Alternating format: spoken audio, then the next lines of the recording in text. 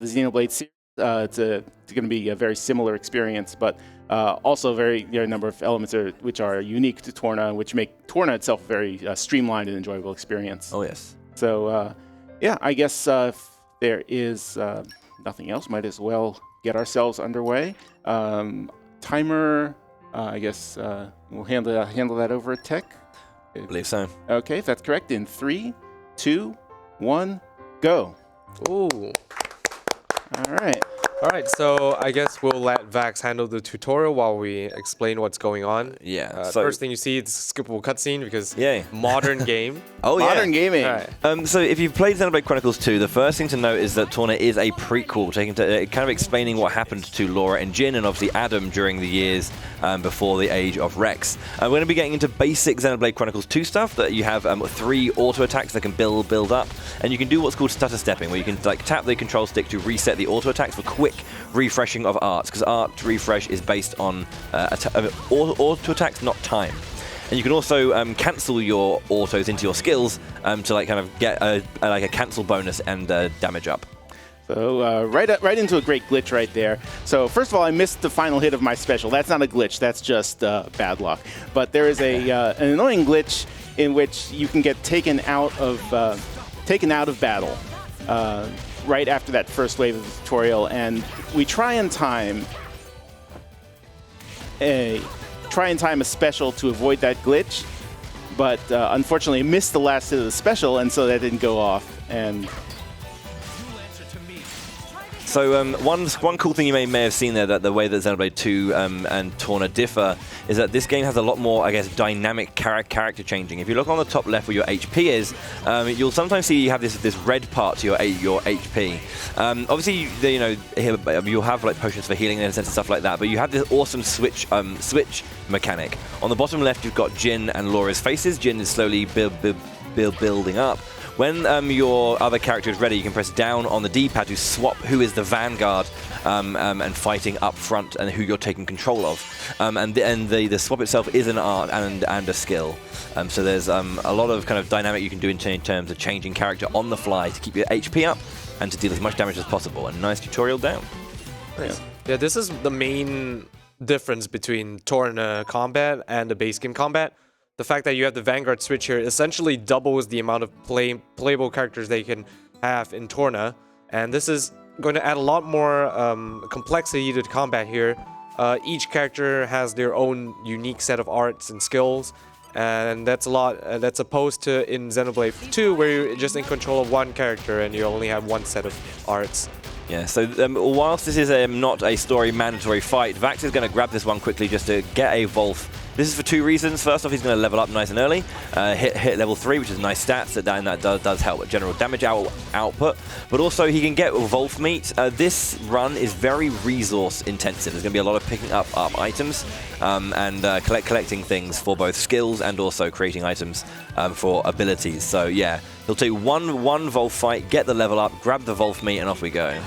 Yeah, we're going to explain this in greater detail later, but essentially, this is the glitchless category, which means that you can't use glitches here, obviously, and collectibles, especially collectibles that you get from monsters like the Wolf meat, are going to be a lot more difficult to get, which is why Vax really wants to give himself as many opportunities as possible to get these valuable resources, and these are going to be needed for quests later.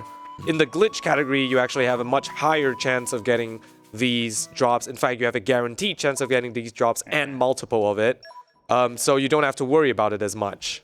Yeah. I should also note that there was a lot of upgrading that happened there.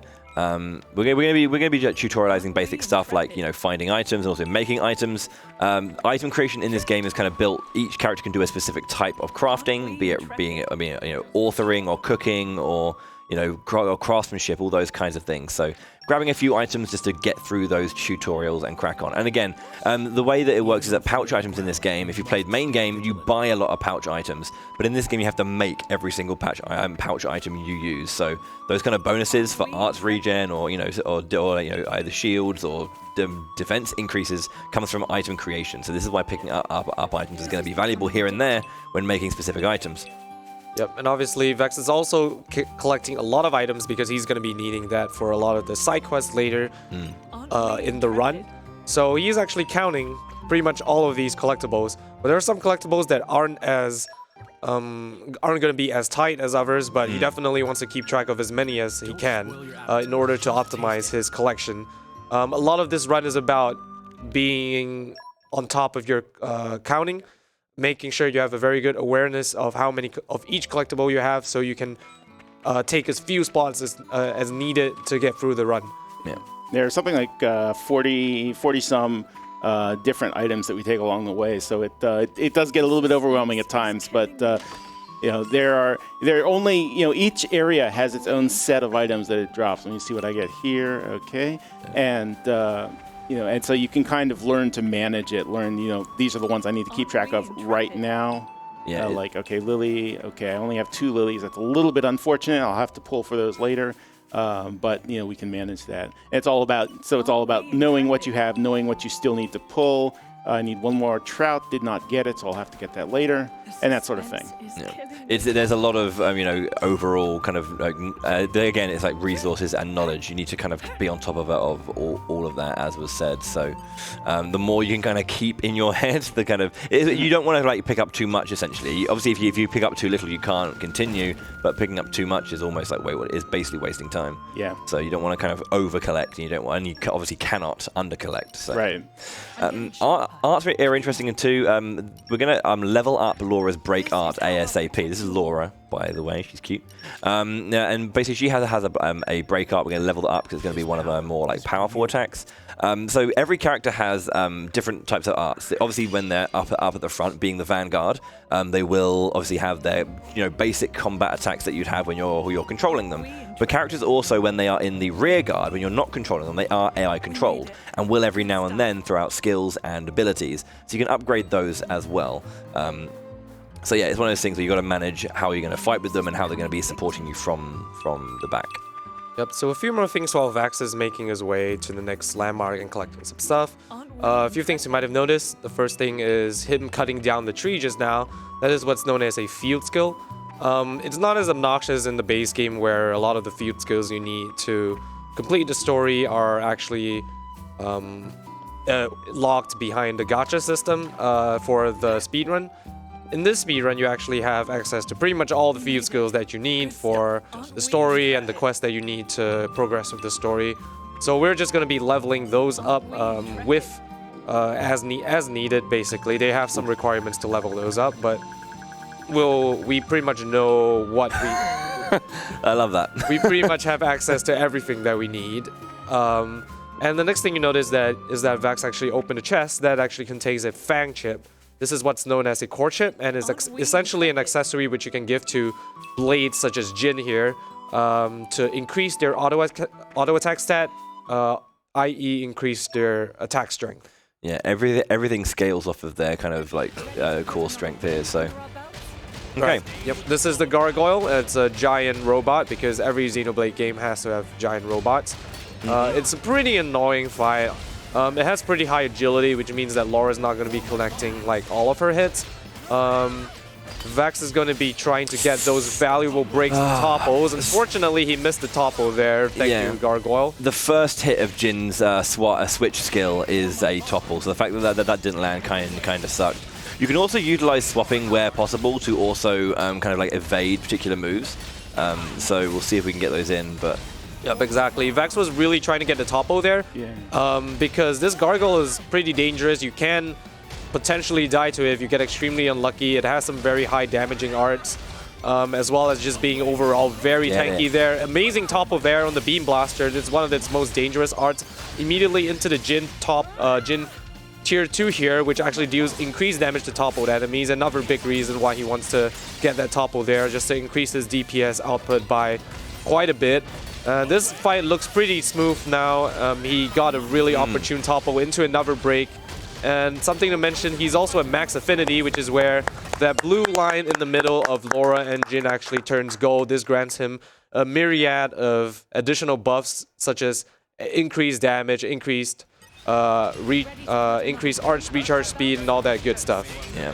So also the thing about Jin is nuts. Jin has a stacking buff whenever you swap him in and out as well, which slowly increases his overall strength, and he gets stronger and stronger the longer a fight goes on. So, even if it's one of those things where even if the topple the break didn't land, swapping in Jin is always going to be good because you get your red health back, that missing HP, and Jin becomes even more huge every time. So in the previous fight, Vax pretty much didn't need to worry about picking up the pots, but here he's got to deal with 2 damage sources coming in at the same time. So any HP that might help is going to be very important. But taking down Mythra first because she's a little bit stronger in general, I believe, than Adam. So yeah, she's down, and then it's just focusing on our very charming hero. That's a fantastic special there from Vax. Essentially chunked like half of Adam's health there.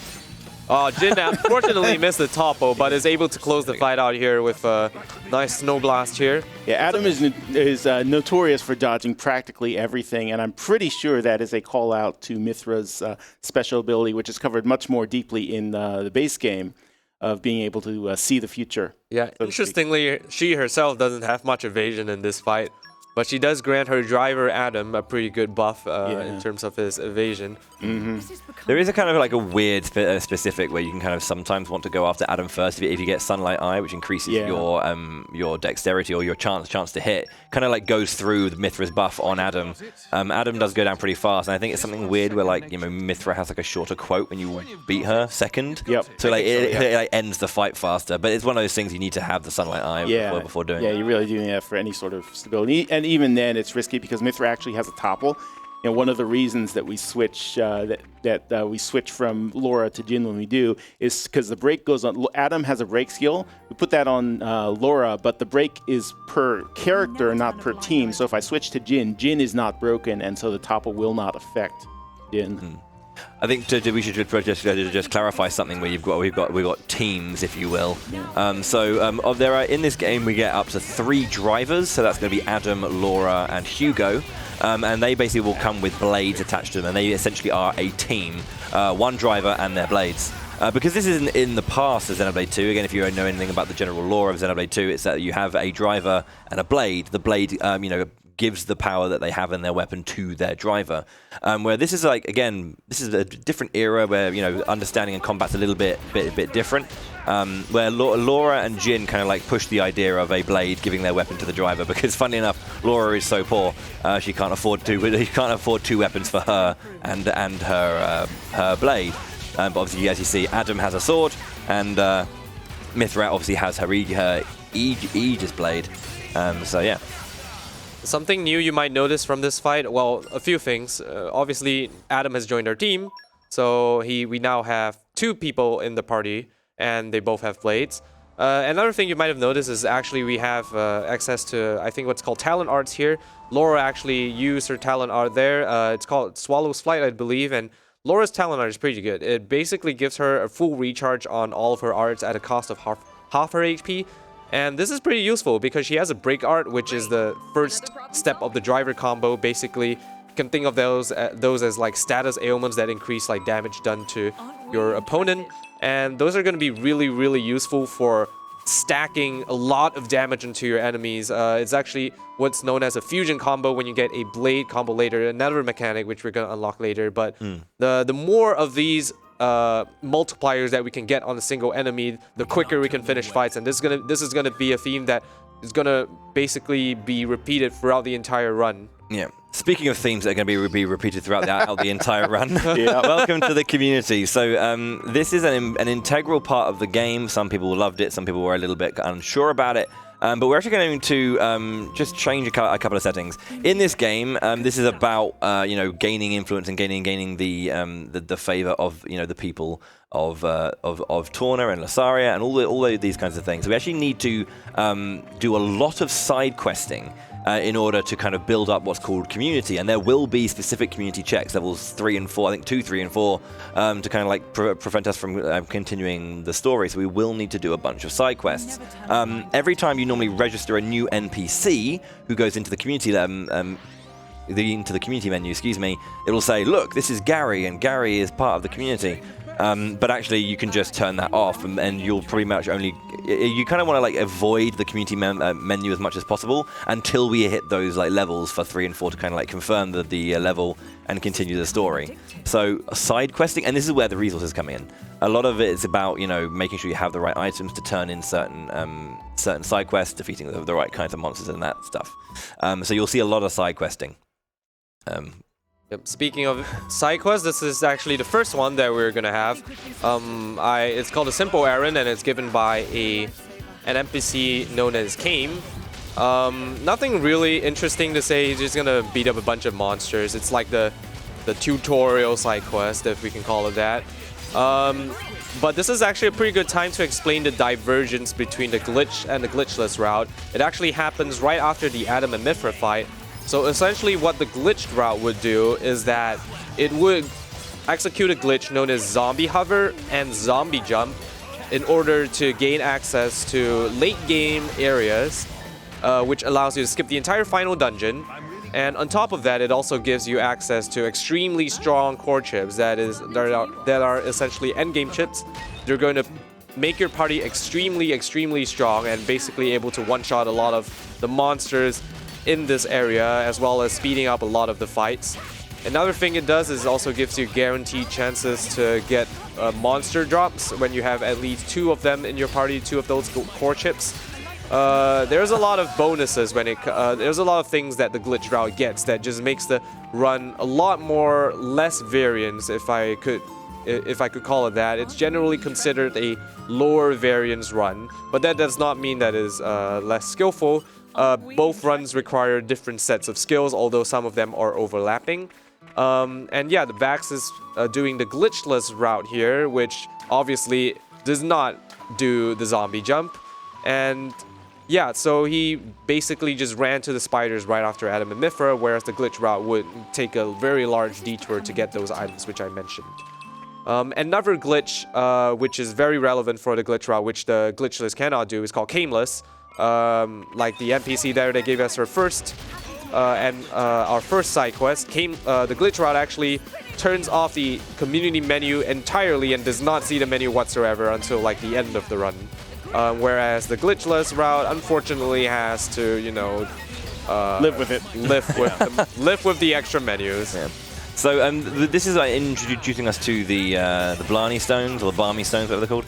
And basically they're just waves of enemies that you have to fight, and you get a reward for finishing it up. Yeah, another small thing, you can see that, you know, there are these drops happening. You'll see 3 different colors: white, pink, and gold. And these are basically the strength of the basically like the qualities, either like common, rare, or, you know, legendary. With it being in from lowest to highest: white, pink, and then gold. Yep, so Vax is basically trying to get as much AoE as he can on the different enemies here, and trying to land breaks whenever he can to increase the damage done to these enemies. Very nice combo here from Vax. Into a launch, doesn't even need to finish the combo to kill them. Yeah. So yeah, nice fight. A couple of things to notice as well is he did get some items there. I believe he got enough of the flammy. 2 flammy wings. Yeah, 2 flammy wings. Yeah. This is again resource management, or understanding that's what. Yep. 90% to get 2, and if you don't, you just feel very sad. Ooh, free Grimdark crabs there. Yep. One of the more annoying collectibles that you have to get in. Well, you can get it later, but it's much faster to get it right now. So seeing those free Grimdark crabs, which are basically required for the story later, seeing those right here is really nice. Yeah. So as I'm going to just finish up a couple more, this is just a quest to get a skill for Jin. While I do that, why don't we see if there are any donations to be read? LeGrand donated $100. Aren't we intrepid? What a nice event ESA has been. Getting to see and spend time with so many good friends was absolutely fantastic. I can't wait to be back here in Sweden again. Go fast, Vax. Good luck on the run. Also shoutouts to Mexico. Shouts to Legrand. Shouts to Legrand. Yeah, he's one of the pioneers of the Xeno community as well, and also has done quite a bit of work in Torna. I believe he's the first one who published like an actual tutorial for the zombie jump glitch. Yeah, which is still very relevant. I mean, it's like the main glitch we use in the glitch run. Yeah. So yeah, we got our first community level there. Again, Kaim is definitely just, hey, welcome to the community system. You'll sometimes see those like notes on the notices coming from the right-hand side. Key affinity ranks up is a big thing. Both characters and blade drivers and blades both have affinity charts, and they work in slightly differently. Well, a skill chart, I guess, and then an affinity chart.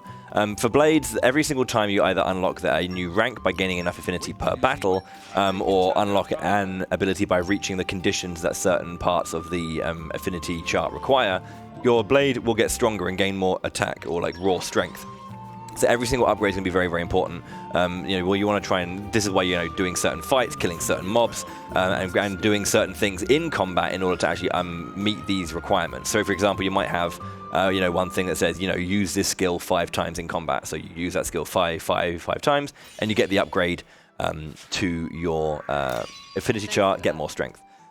Which is going to be very, very important. And as I say, the affinity ranks, essentially, it's kind of like a little, it's like a rainbow of skills. And each kind of like outer ring will unlock when you reach higher affinity ranks. Yep, you might have noticed Vax actually went into the camp to craft an item there, the lightning speed flag. This is going to increase the movement speed of your party by 5%, which I know doesn't sound like much, but there's so much running in this game that it's just going to add up to a lot of time save over the course of the run. This is going to be a roughly 2-hour, 45 to 3-hour run. So it's going to save quite a bit of time. And you can imagine for like a longer category like the base game, where you also have stuff like this, it's going to save even more time just because of the sheer size of this world and how much traveling you have to do on foot. Yeah, this is also a case of kind of merging 2 objectives into one, because that also counts as a side quest for us to do. And yeah, as you're talking about earlier, there are lots of, we have to complete a lot of side quests, and so getting a side quest done and also getting as kind of a side benefit that speed up is it's just the way to save a bit of time instead of over doing 2 equivalent things separately. Yep. Yep. So we're actually here in Gorma, which is the land of jazz. This area has an incredible theme, incredible remix of a theme from the base game, and it's probably one of my favorite themes in this game. I really enjoy the Gorma theme here. Very quick on what Vax is doing here is actually beating up a bunch of Crabos. These are going to drop, I believe, an item that he's going to need to craft. I can't remember exactly what, but basically it's an item for crafting later. It's for the Silver Seeker. Yes, the Silver Seeker, and that's going to be a very important sort of key item which Vex is going to want later. There it is, yeah, the carapace there. Yeah, I forgot what it's called. I just know it started with a C. Yeah. I wanted to say like Carpaccio, but it's not. Carpaccio, that was delicious.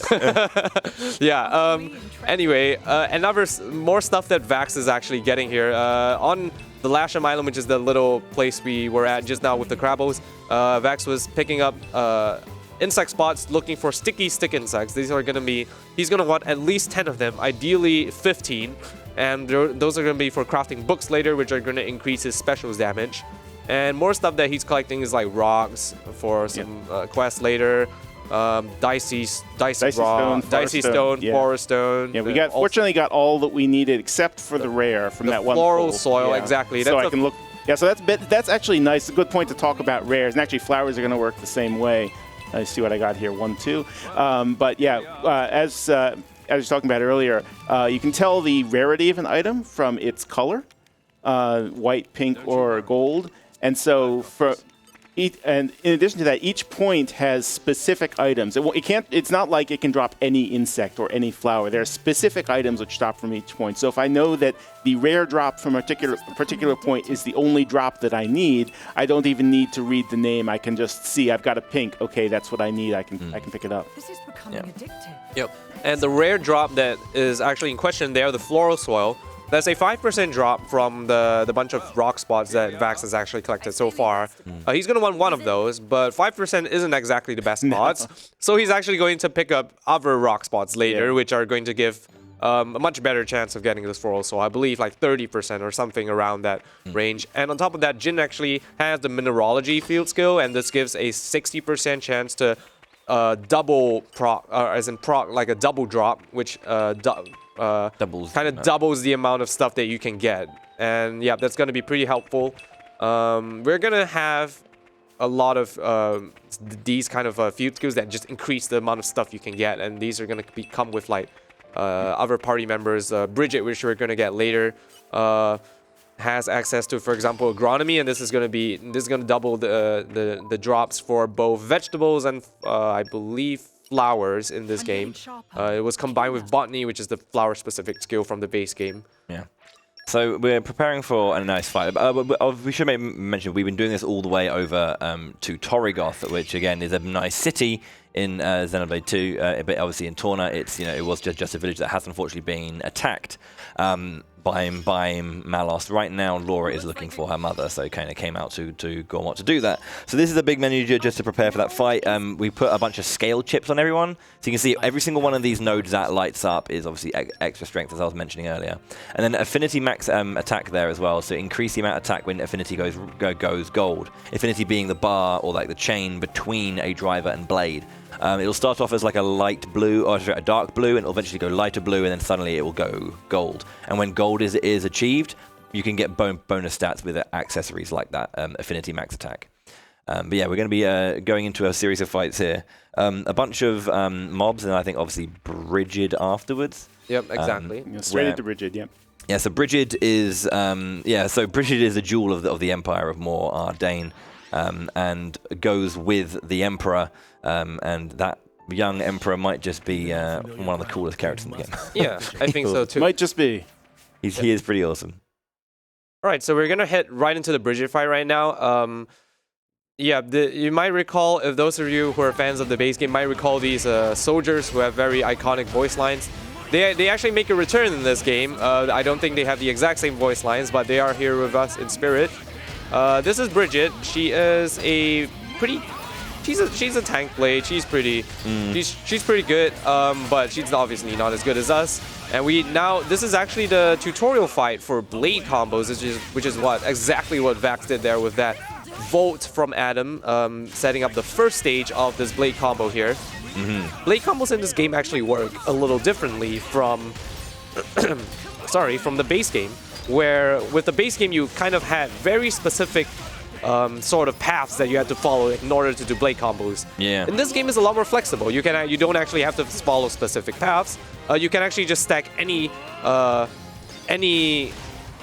combo on top of each other, and they will do increasing damage. Obviously, with the sort of quote-unquote specific paths, you can get more combos, but stuff like that, I believe Vax did a Volt into Ice, which is not exactly a... Volt into Flame. Flame Bolt. Volt into Flame. Oh, he actually did the Flame Bolt, yeah. Yeah, I okay. got the Flame Bolt, yep. Yeah, so even though it doesn't require you to, you do get bonuses from going down. If you remember the paths from main game, you can still go there. For example, there, Thunder into Fire gives you Flame Bolt, and then Flame Bolt has, after the special goes off, a kind of like explosion of AoE that happens as well. And I believe it has a dot ticker attached to it as well, because it's a Flame Bolt actually does not. It's the only one that doesn't, and that's why it's so good, because you get all the damage at once. Okay, it packs it all in, yeah, sure. And I think the damage that comes out of blade combos like that is also beholden to what goes into it. So you're using a tier 4, obviously is like quite a powerful move, big damage, so that means that the Flame Bolt would be stacked with even more damage as well. Yep.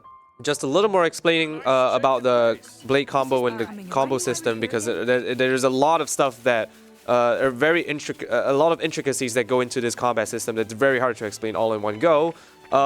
Is there ever? Yeah, what Vax did there was called a driver combo. I might have mentioned this earlier. Essentially, what you're doing is putting a blade combo on top of a driver combo. And in that case, Vax actually had a launch from Adam, which is actually the third stage of a driver combo. It's basically almost at the end of the driver combo. Increases your damage by quite a bit, actually. And putting a blade combo onto that is known as a driver fusion combo. It's going to increase the damage from the blade combo by a lot, basically. And yeah, that's going to be something that we're going to try to take advantage of throughout the entire run. Getting that Flame Bolt there is really nice. Obviously, it does more damage than if you would go into, for example, like Volt into Ice, which is basically just going to be called Ice 2 because it's not like a specific path of a combo. Yeah, so it's the way that break as well. So the driver combo is obviously break, topple, launch, smash in this game. So in order, you need to do it in order. So you cannot topple unless an enemy is broken. You cannot launch unless an enemy is toppled. So yeah, you want to make sure you're using that as much as possible. This is why the break art being increased in damage is going to be so important. So it decreases the cooldown and increases the damage done. So there is the topple as well. What's interesting enough is that mostly these teams will have these options. So, you know, Jin and Laura can break and topple. Adam and Mithra can launch and smash. But yeah, nice damage there coming out of this combo, and the Roppel goes down. Really nice Roppel fight, actually. That's pretty good. Yeah, it could have been there. Told you, Plexer, the Roppel is free. I'm actually going to pick up an extra insect spot right here after this quick glimpse of Indol, where I'm sure nothing horrible is about to happen. But we're only at 5 sticky insects, which is a little bit low for this point. So I want the extra one for safety. We are kind of in terms of the number of insect points we can collect, we're about halfway through, and so that's, if we've gotten 5 so far, it means we're just barely on track. So add a little bit of safety to that. Yeah, good on Vax here for keeping track of these insects here. Sometimes you're kind of reluctant to go out of your Great, good stuff. Yeah, exactly. Sometimes you're kind of reluctant to go out of your way to collect spots, especially that one's one of the slower insect spots, not one that's like super along the way. But you kind of just have to, especially when you know you're just barely making it or even behind. So yeah, so now we have Hugo in our party. So we actually have a full team. Well, we have the full cast here. Well, not all. Swag jump. Yeah, okay, swag jump. We don't have the entire team. I believe we are still missing one blade from Hugo's end. No, from Laura's. Yeah. Laura's end. Yeah. No, from Adam. From Adam. Yes. Oh yes, we're still missing. Oh god, yes, from Adam. Yeah, sorry. Yeah, I thought the same thing as well. How can we forget about him? Yeah, so the Gort fight is pretty straightforward. We're going to be targeting Gort himself. So Gort's got a little robot arm. He's really, really mad about stuff because he's salty as hell. But essentially, we have a bunch of AoE options. So spinning wheel there is the move that Vax just used. If you look on the bottom right, it says AoE and then aggro down. Haze here also has AoE as well and also heals. So the ads aren't so much of an issue. So this is where you want to focus. This is a Laura-only fight, as you can see. The rest of the team are currently away. Laura just wanted to go and I believe pay respects to her mother by making a charm to put on her grave, because her mother didn't make it after the attack on Torrigoth. But Gort's, I'm trying to remember exactly. Gort, basically something about, oh yeah, I remember. So this guy basically was with Laura's mother before, and Laura's mother was attacked by Gort and Jin. Oh, and then Gort also turned on Laura. Laura touched the core crystal, this rare core crystal that Gort had stolen, and it turned out to be Jin. Jin cut the arm off Gort, and now he's really mad. Because don't attack people, please. Yep. So something you might have seen Vax go for there, he specifically went for the join combo finish on this fight. Essentially, a join combo finish is a bonus that you get to the rewards experience and stuff that you get from the fight, and that only occurs if you get if you kill an enemy with a fusion combo, which is why he wanted to go for the break there. He took a while to get it, but he did get it in the end there, and immediately went into Haze's tier 3 there to finish Gort off with that wind, getting the join combo finish. The reason why Vax actually wants the join combo finish is because Gort gives by far the most SP skill points out of any enemy, well, besides super bosses. And yeah, in fact, he actually gives more SP than one of the final boss of this game, which is really funny. It's kind of silly. Yeah, I was really surprised to hear that. But yes, SP is what you're gonna need to unlock skills on the affinity chart later, and essentially the SP route for this category is going to be very tight. If you don't get enough SP, you're going to be missing out on a skill on Laura's tree that increases your break chance. And because this is the Glitchless category, you don't have access to an item known as the Beta Scope, which would further increase your break chance, which you have access to in the Glitch category. So the Glitchless route really depends on getting this specific skill on Laura's tree to make the final fights a lot more consistent. The culmination of years of sovereignty. Yep. Nice little nod there to one of Morag's lines as well. Yeah, there's so many nods to the base game in this. The character, obviously some of the the places are the same, like the Emperor, or Inquisitor of Moradane versus And of course the blades we see in base game as well. So it is nice to see all of those nods to that that lore. Yeah, but one thing that's nice as well is that it's a good chance to actually be able to play with the blades directly. And another one of those kind of like cool nods is that all of Mithra's arts, not her specials, her arts in this game are her specials in main games. So she's got Ray of Punishment, you know, and all, Lightning Buster, Photon Edge. All those moves that she uses as specials become arts here, so you can use them directly. And she obviously has a different set of arts, like Chroma Dust and stuff like that in this specials in this game. Which kind of give her a new, make her feel new if you've played with her in the base game. Yeah, so. In fact, some of her specials in this game are actually the same animation as Pyra's specials from the base game, which I found the Tear Free, which I found extremely enjoyable. Yeah, I love that little detail that lots of attention to detail. Exactly. Monolith is really great for that. It really hammers home that idea that Pyra is a part of Mithra, and like, you know, she was created from Mithra, and that was the whole point of it, right? So anyway, and if you've just started playing too, spoilers. But yeah, we're gonna get those arts back up again.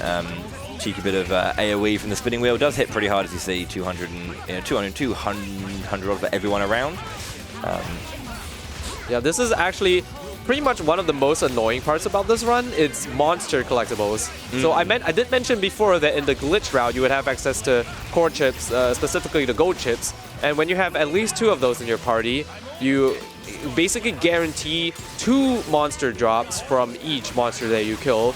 In this case, we want the Ferris meat, which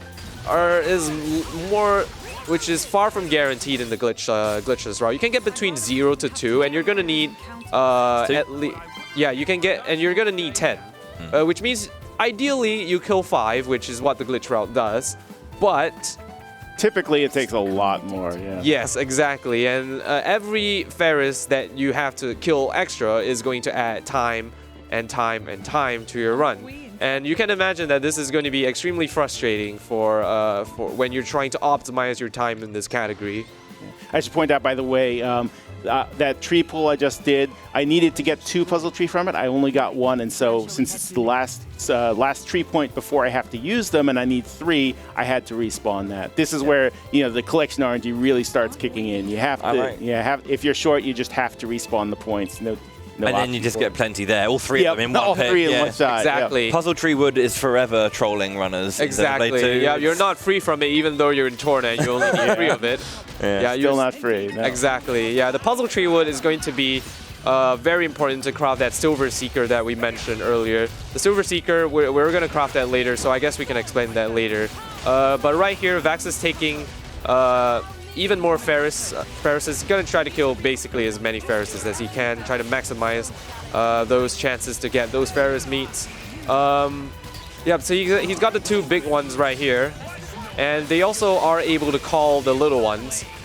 So if we see that Beast Towel here, he's going to actually attract more of the little dudes and make it so that Vax doesn't lose his affinity going into when fighting multiple enemies. Yeah, unfortunately, why are you guys over there? Come on, they're stuck. I've never seen that before. Come on, you guys, get over here. They're a little too enthusiastic to fight. Yeah, so that was unfortunate. Need to collect these, but I need. This guy. There is actually a range on Beast Howl. There it is. There we go. And he's still out of range. Oh my goodness. It does see. Yeah, one of them did come. Oh, did? Oh, okay, good. Nice. So we can still get Beast Howl from this one as well. Hopefully. He does it in time. And there we go. There's the Beast Howl. But we didn't get it. All right. Well, we are at 1 Ferris 6. Beastman at least. That's a little unfortunate. Basically, what Vax is trying to go for is he's trying to retain that gold affinity between Laura and Jin. That increases, movement speed, but you move fast. Increases lots of stuff. Yeah, increases lots of stuff. I did mention a lot of damage and stuff. So he's going to take a little bit more time to finish this lone little Ferris here compared to if he had max affinity. Honestly, it might have been better to skip this and take them on the next run through, because I only have 6 at this point, and I'm going to have to do another run anyway, another run through the Ferrises. So, but it is just a quick fight since it's only level 8, and I did get 1 out of it, so we'll take that. Quite literally, we'll take it. Yeah. So there's going to be a bit more collection going on here. So if there's a donation to be read, why don't we throw it over for that? Anonymous donated $10. Think you can take me? Think you can take me? Think you can take me? Don't forget me. Thank you very much. Thank you very much. Definitely won't forget that line there. Yep. One of the most iconic lines from this Xenoblade 2 series, Xenoblade 2 and Xenoblade 2 Torna, mostly because of the base game. It does exist in this game though. It's Yes, very, it does- very does in fact specific exist. timing. Yep. Yeah, it's like I think because obviously whoever is at them is in the vanguard when you use a chain attack will have their lines. I think it's one of those things where it has to be Hugo coming into the chain attack. Yeah, I think it's Hugo's chain attack line. Chain attack being another mechanic, which we're going to We'll get talk about later. that in a bit. Yeah. But yeah, I love that Hugo just has all the references he's to the all- Ardanian soldiers and all the references to Morag and everyone. Yeah. It's great. I think Hugo is one of the more well-liked characters from this game. It's not to say that the other characters are not well-liked. I think, in yeah, of fact, course. the entire cast from this game is very great.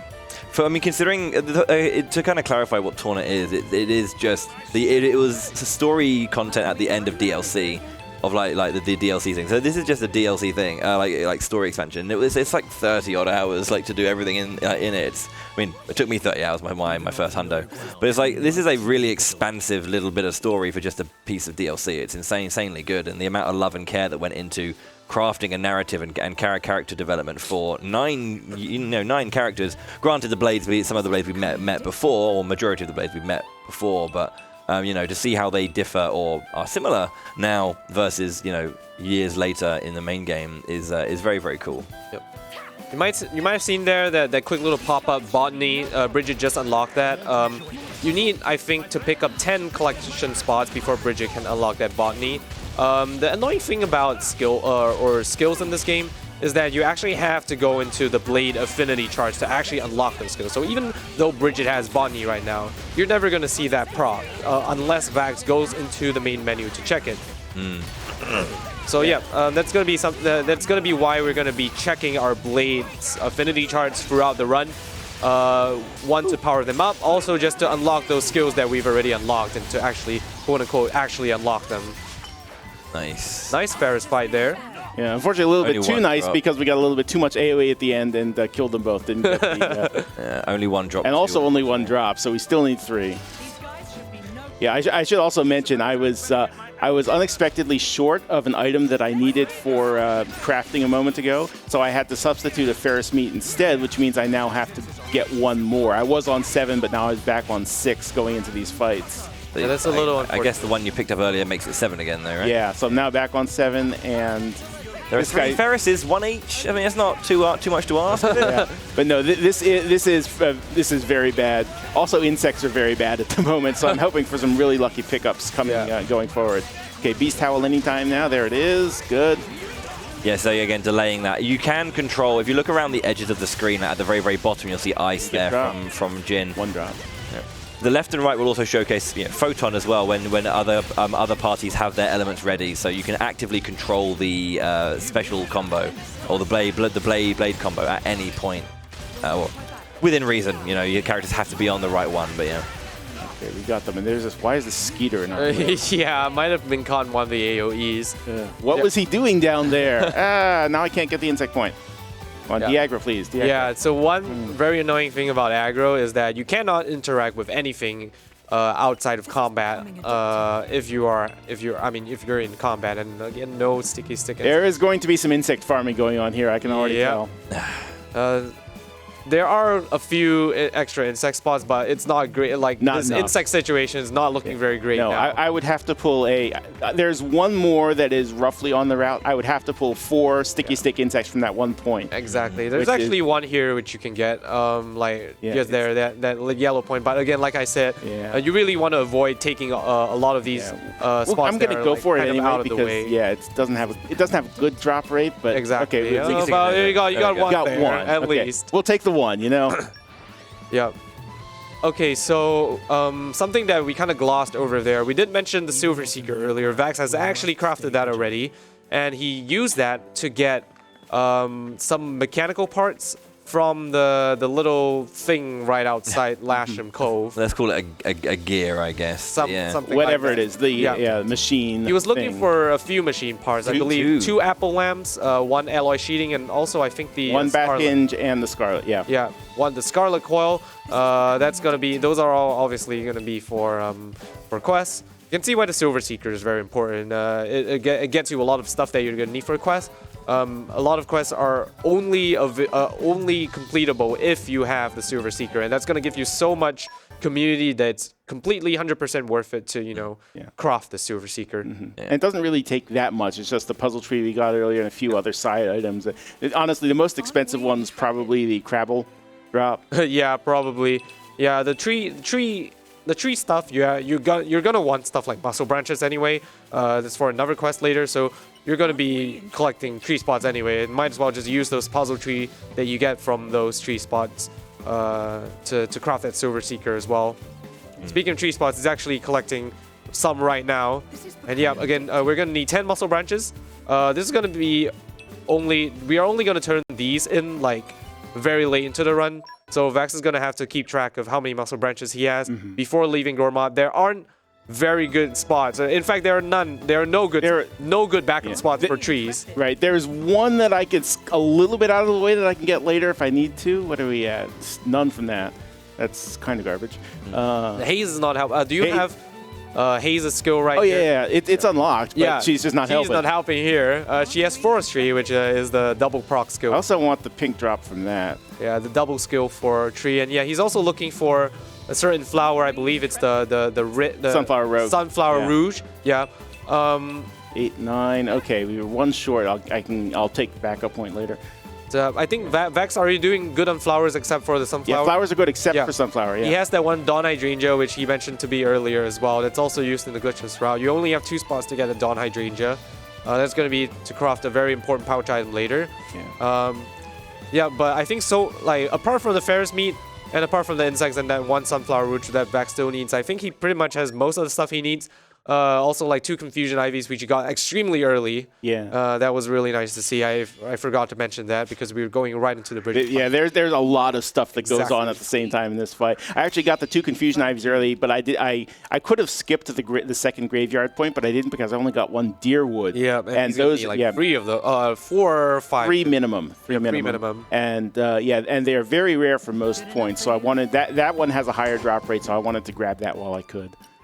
So let's see. I actually may already have 3 pink flowers, but I'm not positive. I know I have 2, and in that case, it's always safest to undercount, because if you overcount and you end up not having it, you spend a lot more time going back for it than you usually spend just pulling it later. There we go. There's the Sunflower Rouge.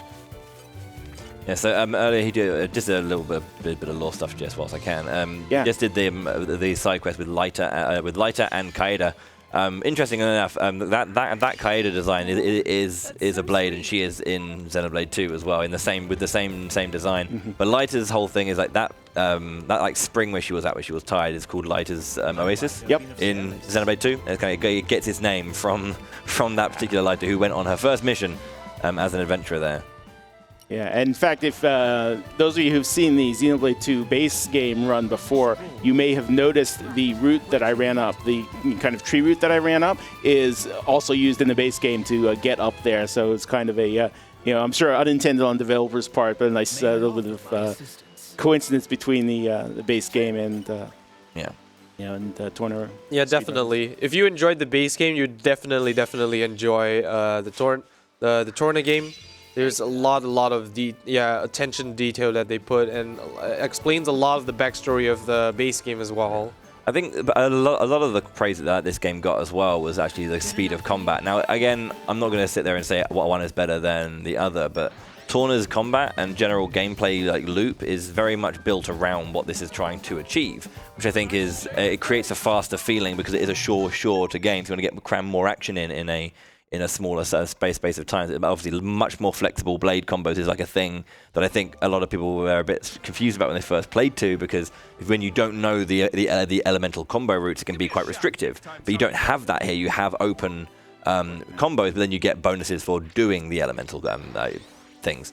And obviously, like the idea of switching characters a lot more on the fly. Because you could change blades in 2, but there is it feels a little bit better switching the character itself than just the weapon that you're using. I feel a little bit more tactile, but Vex actually wore it back there just to get more insects. Yeah, I wasn't positive I had 10, so I figured again best to play it safe. Yeah, and again, all of this, every time you kind of finish a like a side quest line, you'll get these community bonuses, and this is just people that you've helped and therefore trust you and want to join in as being part of this community. It really is kind of like just adding into that concept of this game of building up a community of people, being a trustworthy member. Should mention that Adam is the Prince of Torna, one of the princes of the land of Torna. We're going to be going to the capital city Oresko a little bit later in the game, but Adam is a prince, but he doesn't really want to have all of the kind of the crap that comes with being a prince. But he still wants to look after his people and look after the land that he has like control over. So he's wanting to do the best by his people, which is kind of what the community bit is about. But again, we're what, 7 or so in. We need to get quite a few to hit level 4. I believe it's around 48. Yeah, 48. Around I was gonna say like 50, but yeah, 48 is quite a lot. And, so we're making progress. Yeah, here's our 7th. Yep. And yeah. Yeah, it will pick up a bit later. Yeah, there's some really nice quests to give multiple people later. So it's not that we have to do 48 individual quests. No. It's like, so some of them you'll get like 2. For example, the lighter quest. You did 1 quest and got lighter and Kaida together. Yeah. And I think there's sometimes you get 3 in one as well. So it's pretty nice. All right, crit one shot. What do you think? Yeah, here's Bathine. He's kind of funny. He has I believe it's like a 16% chance to crit. And if it crits, it's like a 3/4 chance to just flat out die. It's funny. Okay, no crit. No crit. That was no crit, by the way. You saw how much damage I took there. Yeah. Exactly. Yeah. It's very intentional that Vax is actually starting on. Sorry. Yeah, Vax is actually starting on Laura here. I believe he was starting on Laura anyway. Well, this is Bridget. We may be in trouble here. Yeah, aggro's going to be a little bit messy for a little bit until Bridget gets it back. Getting that swap on just to get some healing and just hopefully doesn't take too much damage here, but there, Nope, there it goes. That's annoying. Bridget going down. What are you doing? You're the tank. Yeah. So yeah, the glitch route would actually start on Laura here intentionally instead of Jin. I think Vax was going to start on Laura. Well, yeah, Glitchless always starts with Laura. Yeah, Laura's actually right. Yeah. You want the break. You want to get the break into Jin, basically. Exactly. Yeah. Laura's also tankier than Jin. If you actually had Jin here, you just get one shot like flat out. Yeah. Without the crit. Break this again. So yeah, this is one of the things that you often see in. There we go. Finally got it. There we go. In glitchless runs, because one of the things you can get in the glitched run is called a beta scope. Which increases the not multiplies, but increases the break chance by 25%. And since bosses, and other special characters like this typically have like roughly a 40% resist, you go from a 60% chance to 85%, which is obviously a very large improvement. Nice. There you go. Yeah. Bathane down. Nice Bathine. Finally, first try for sure. Yeah. First actual attempt. You weren't trying last time. Yeah, that was just a warm-up attempt. Well, Bridget wasn't trying last time. Yeah. But yes, it is. Break luck is a very large part, and in fact, it'll be even larger later. It'll probably be obvious when I get to those points, but whether you get the breaks or not, there are fights where I have had 13 straight break resists, and you just kind of slump in your chair and go, "Why me?" It's kind of like the unfortunate reality that fusion combos are just so strong that you kind of just have to use them because otherwise your fights are just going to go extremely slowly. We do have some fights where we do have some backup strats, but obviously if we can get like the really quick kill with the fusion combo, we will always try to go for that. Yep. So it's pretty much glitchless. It's not to say that the fights are free in the glitch as well, but they have a lot more leeway when it comes to like the RNG that is required to finish the fights quickly. Yeah, mainly because you can just throw out so much damage with the end game chips that especially for this part of the game, you're still so overpowered relative to the enemies that you can take them down before they start doing their dangerous stuff. Indeed. So with that, we're going to be leaving Gormott for now and making our way to the Titan of Torna. Just to clarify, Torna is a Titan. the world, in this world, the humans and all kinds of creatures live on the backs of titans wandering through the Cloud Sea. And here we are in Aletta Harbor. And this little area here is actually where, Adam is based. This is kind of his group of people. But obviously we saw these key rewards earlier, so we're going to quickly just get those just to unlock those extra nodes that we can use. Yeah, specifically what we're getting here are the field skills, which I think Quad was talking about earlier, for Bridget's botany. Is it whatever it is? Bridget's skill for flowers and veggies, and then Gion's ichthyology skill for fish. And it's important that we do it at that specific point because Gion and Hugo as well actually leave us here for a moment. Oh yeah, exactly. To go on a little their own little side quest, and and we won't have another good opportunity to touch Gion's menu before we actually need that skill. So it's important we do it in that specific window.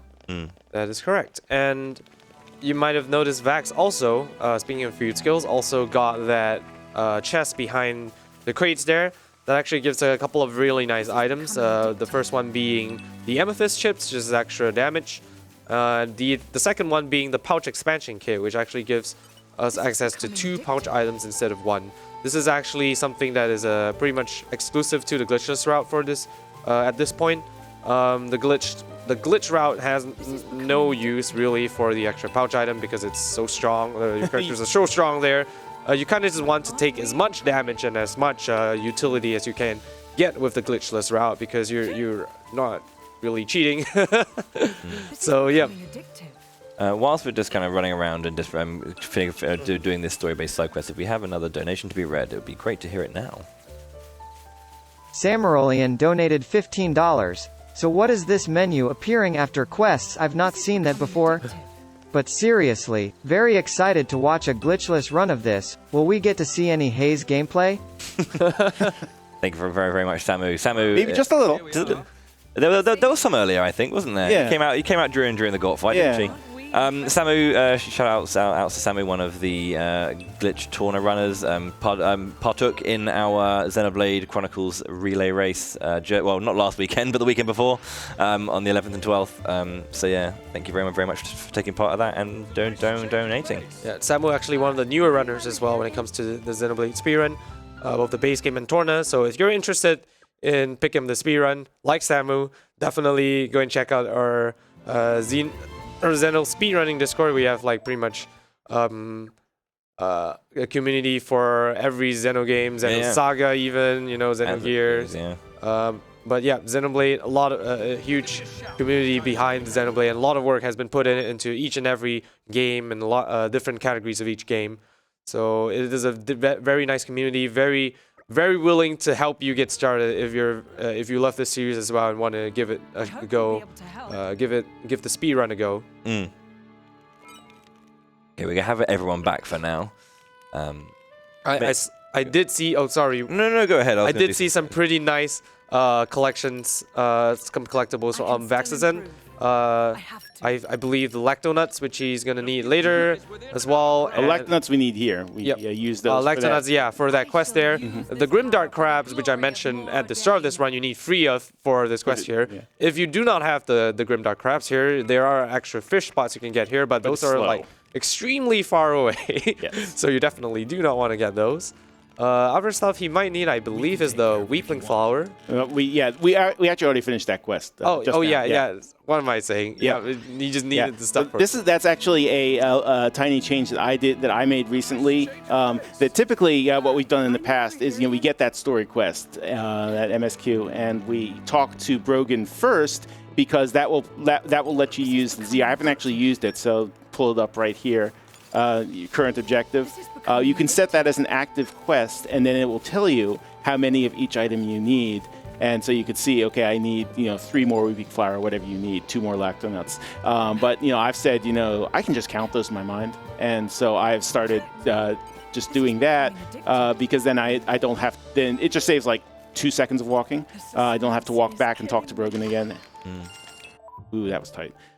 It's worth mentioning. I've just been walking around monsters with no care throughout the run because I turned off enemy aggro in the beginning. But that setting does not apply to unique monsters, and one of those birds sitting on the ledge there was a unique monster. I'm actually short on pink veggies. I'm going to grab this. So I had to be very careful to walk behind it, not walk too close. No pink veggies, come on. Even with the botany as well. He does want the tawny carrots, which are the pink vegetables you can get here. He wants 5 of those. I believe he did get like, what, 3 or 4 already? I haven't done my menu yet. I completely forgot a menu. Glad I remembered it before that fight. Yeah. Okay, so this is very important because this is where we start getting Art's chain. Art. Yeah. About that. So we're talking about skill points from Gort, and that applies to this one here. So you can see that you can gain abilities for our characters. Every 2 you get will then unlock a new tier. Then I think it's another 3 after that for 5 gives you the final tier. But yeah, Art's chain. This allows us to, as it sounds, chain our arts. Who'd have thought? But essentially, you can, if you have all 3 arts available, you can, do an auto attack, cancel it into an art, and then if you cancel the next one at the opportune time, you'll go into another art immediately after. And this allows us just to, in a smaller space of time, burst with more damage. So yeah, it just allows us to put that out. And I think one thing we haven't specified really about how this works is that we're talking about the blade and special combo, the blade and driver combos. Blade combos take part when we do our specials, and when we have our arts that regen via auto attacks. Nice death, that was really weird. But then, our blade combos are done by using specials, and specials recharge via art usage, and you get more special gauge gain based on which auto attack you're canceling, 1, 2, or 3. So if you do a three-part auto attack and then chain your arts together, you'll get a nice chunk of your special gauge up really, really quickly. There's some tawny carrots. Let's go. It was all planned. Yeah. RNG minute. That's right. Just to explain what happened there, we're going to need 5 nest extracts. Again, an enemy drop from those little bee nests, whatever they are, nests. And we only have 3 chances up top. And again, this is glitchless, so so we want to get as many extra chances as we can. Now the problem is that there are a lot of enemies around that, and sometimes your character's AoEs will pull those enemies into the fight and just give you a bad time. And I think that's probably what happened there. It's very tight. Most of the time you can run into, if you get to the event trigger, the cutscene trigger for this fight, then you're fine. Let me do this. But I did not make it in time, and so I just had to run back. Not a huge time loss. Yeah, he did actually get that 1 extra vegetable spot on the way back here. Yeah, so it was worth it. Ultimately worth. All planned. Yeah, here are the 2 goggles. I'm not sure if this is a very difficult fight in Glitchless. It can be, depending on if that first break of mine had missed, that would have been very sketchy, but. Once the first one's down, it's just basically race to get it off. Yeah. So one thing I'm going to foreshadow for a little bit later is that when we're fighting that go-go, you may have seen a couple of like circles or orbs floating around the mobs. This is because of special combo, the blade combo. I keep calling them special combos. They're specials, but it's blade combo. Same thing.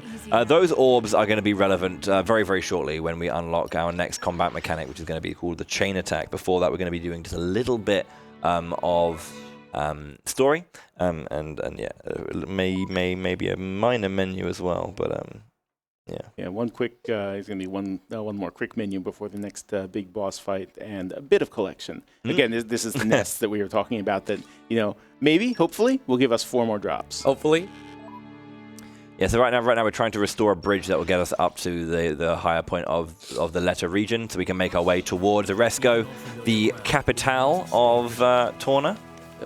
Another convenience that you would have here with the glitch Go route. on, Laura. Come on, Laura. Go, Laura.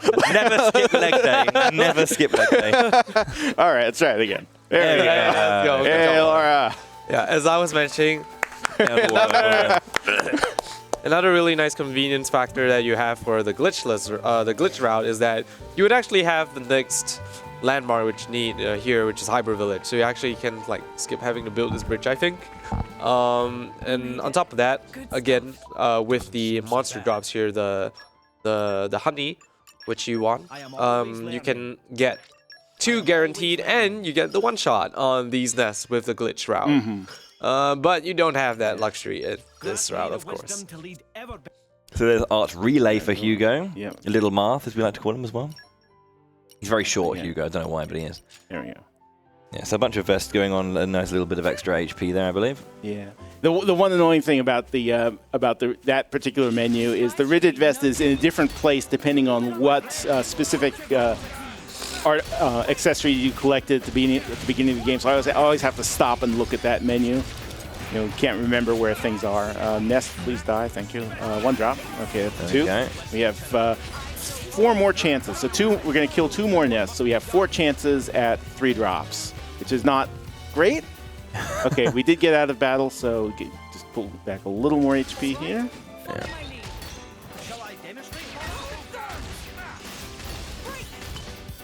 And again, this is you can see me taking advantage of Art's chain here, just chaining one art into another. It really speeds up battles a lot. Yeah, that's one of them. There we go. Oh, and that one didn't even spawn anything. Wow. That's very rare. I don't know why it happens. It's probably just random AI, but I'm wondering if there's maybe like some kind of weird global cooldown between like between ad summoning, perhaps. I don't know. yeah, I don't know.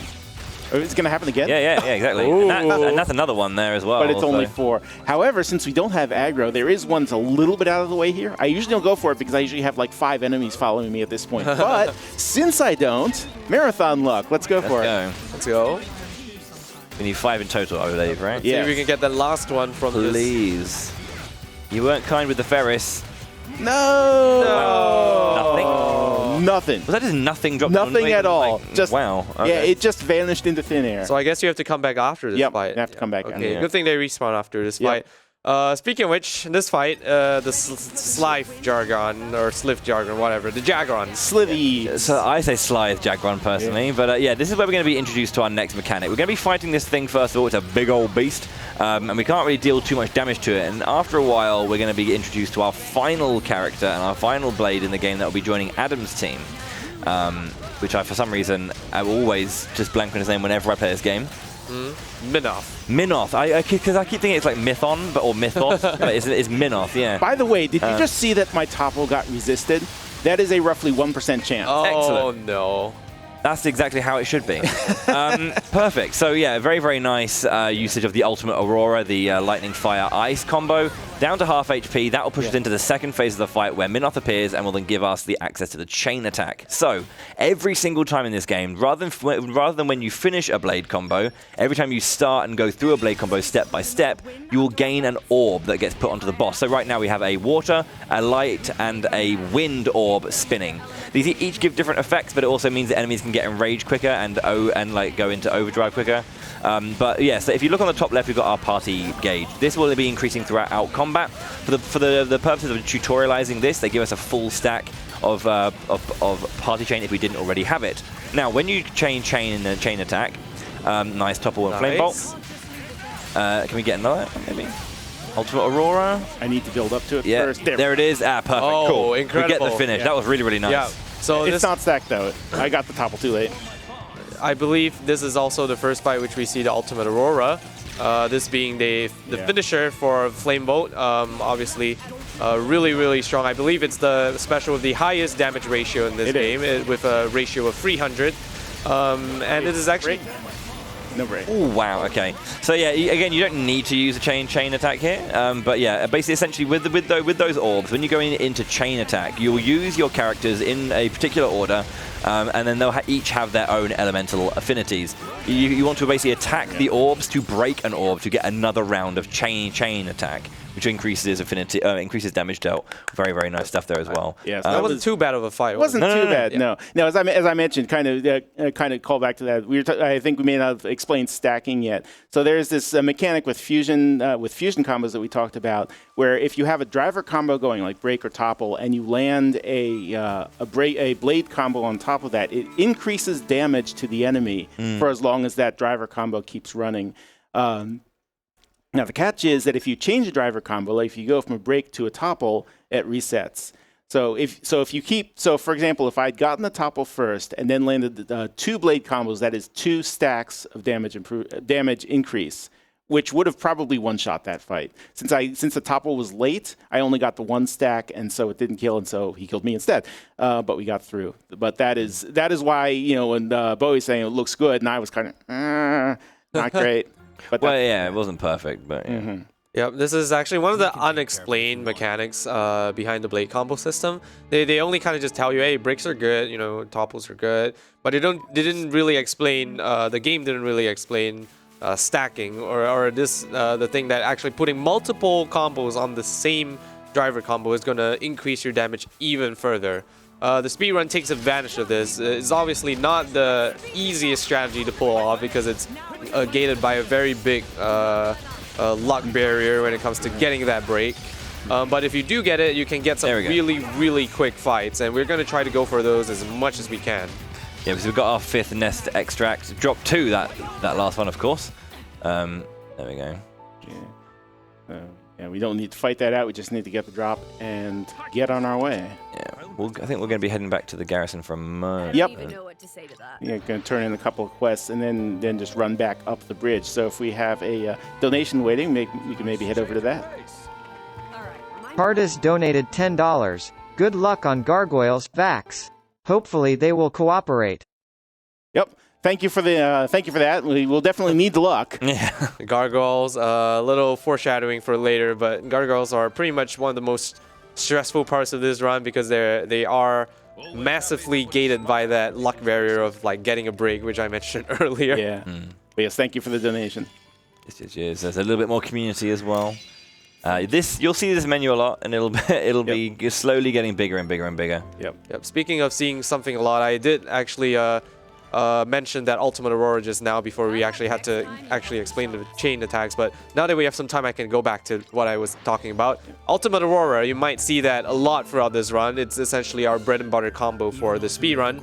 It is, like I said, the most powerful combo that you can perform in this run, and it's also very easy to set up with our party because we have blades for all 3 stages of the combo on different drivers. Volt coming from Adam, Flame Bolt coming from Bridget, and then we can finish with Jin, who coincidentally is also the highest DPS on the team, so it makes a lot of sense to actually end the combo with him. And so being able to get this Ultimate Aurora, especially on a fusion combo, and being able to stack it is going to enable some extremely large numbers. And hopefully we do get to see some of that. It would be incredibly hype if we can pull off some super triple stack fights in this run. Yeah, definitely hoping to get at least one. Yeah. They do look cool. They're fun to pull off. Extremely cool to see getting pulled off. We are actually here in Hybrid Village. This is where I'm not sure exactly. Well, in terms of narrative, they're obviously on their way to Oresco, but they take a quick break here. And this is where Laura and Jin stumble upon that. All the residents of Hybrid Village recognize Jin because a previous driver that owned Jin was from here, and so they kind of go through a bit of Jin's past, and and of course you have Laura being all positive and happy, go lucky as she is, being very excited to find out about Jin's past. Jin obviously contemplating the idea of what it means to kind of like lose all of the memories of before, and him thinking about the pain of losing Laura, or forgetting about her being such a wonderful person that she is. And then they all take a picture together as a group on their way through to Oresco. Some very important items that Vax picked up there from the barrels and the chests. Some Ox cores, Hunter's Chemistry too, being like pretty much the most important Ox core in the entire run. Basically what it does is that it increases the affinity that you have at the start of the battle as long as you have the initiative, which is basically basically all of the fights in the speed run. The reason why it's so important is because it basically allows you to rush to that gold affinity as soon as possible, which to get all those increased buffs and stuff like that, all that good stuff. This is also similar in the base game speed run, and you can actually put Hunter's Chemistry on multiple blades to get multiple of that effect. And you do not need to have Hunter's Chemistry on the starting character or the starting blade. So you can just put it on any blade in the party, and it would increase the entire party's affinity at the start of battle. It's extremely high value, not something that you can, immediately say, hey, this saves X amount of time. But it is definitely extremely good and something you definitely want for a speed run. I believe another item which we picked up was the Element Lore Prioritizer. Yes, and this is an Ox core, which basically it you put it on a blade, and in the chain attack, it would target specific orbs that have already 2 points of damage on them. So I'm not sure if we have explained this. Explained this, but yeah, in the chain attack, you're supposed to break orbs using. If you have if you use any element, it will just deal 1 damage to a random orb, and each orb has 3 hit points, or you can hit it 3 times before it breaks, and allowing you to extend around and also increase your damage multiplier. If you target if you use a blade with an opposite element of the orb, of an existing orb, for example, you have a water orb, and then you use a fire character like Bridget or Laura, you can actually target that specific orb and deal 2 points of damage. Yeah, just to say you can target it, it's automatic. It just does it. Yes, it'll always target. Yes. If you use someone with an opposite, it will always target the opposite element. Yeah, exactly. Guaranteed. And the element orb prioritizer basically means that if you already have an orb with 2 points of damage on it, the blade with the element orb prioritizer will always hit that at that orb To finish it up. Yes, Yeah. and this is extremely important because we definitely do not want our chain attacks to come down to luck. We want to make sure that we are breaking very specific orbs and doing the entire chain in a very methodical, systematic fashion. It comes down to it's basically chain routing and basically making sure that we can replicate the same chain every time. Yeah, I think the only way that you're able to really get going with that is, especially if you have every single element of orb, the only way you're really going to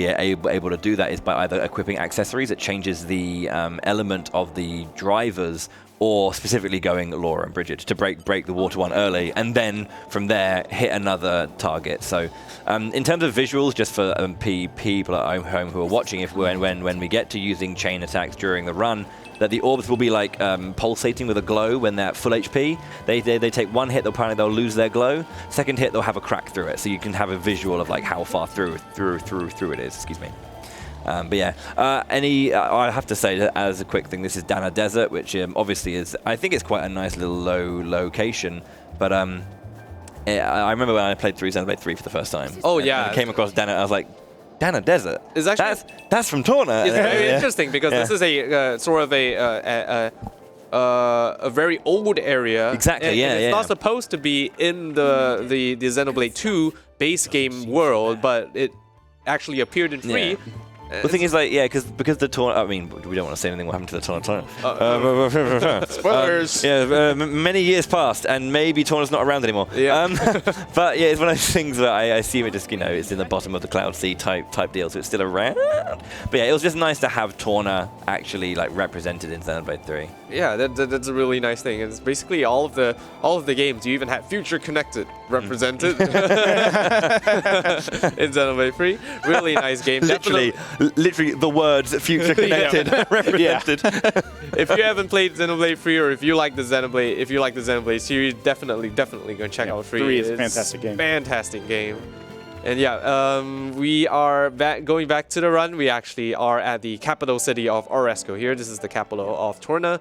It has some incredibly nice and chill music, and you're gonna want to get used to this music because we're gonna spend a lot of time here. It's a good thing that this is one of the best tracks in Torna because, we do spend quite a bit of time here, but it is one of the best tracks. I do love this track a lot. Yeah. What's really cool about this, I guess, about this game again is we've pretty much seen all the areas that we can go to at this point. There's obviously gonna be there's another dungeon at a specific point, but every single kind of area in the Xenoblade 2 universe has a very specific aesthetic, and Torna is very much that kind of traditional Japanese style. If you look at the armor flourishes and designs on Laura and on Adam, they have a very specific style, and again they kind of really lean into that here, which is super nice. And this music, as mentioned earlier, is very, very lovely, both the night theme and day theme. But yeah, here's where it matters. Again, we were saying how the community is a thing. We need to build up the community, build up confidence from the members of the Torna community and Adam's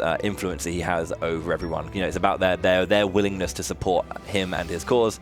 A lot of that is going to be found here. So you can see the main 3 locations that you can do it, either in Oresco, in Gormott, or in the general area of Torna. So we're going to be trying to jump between as many of those as possible to get all of this going.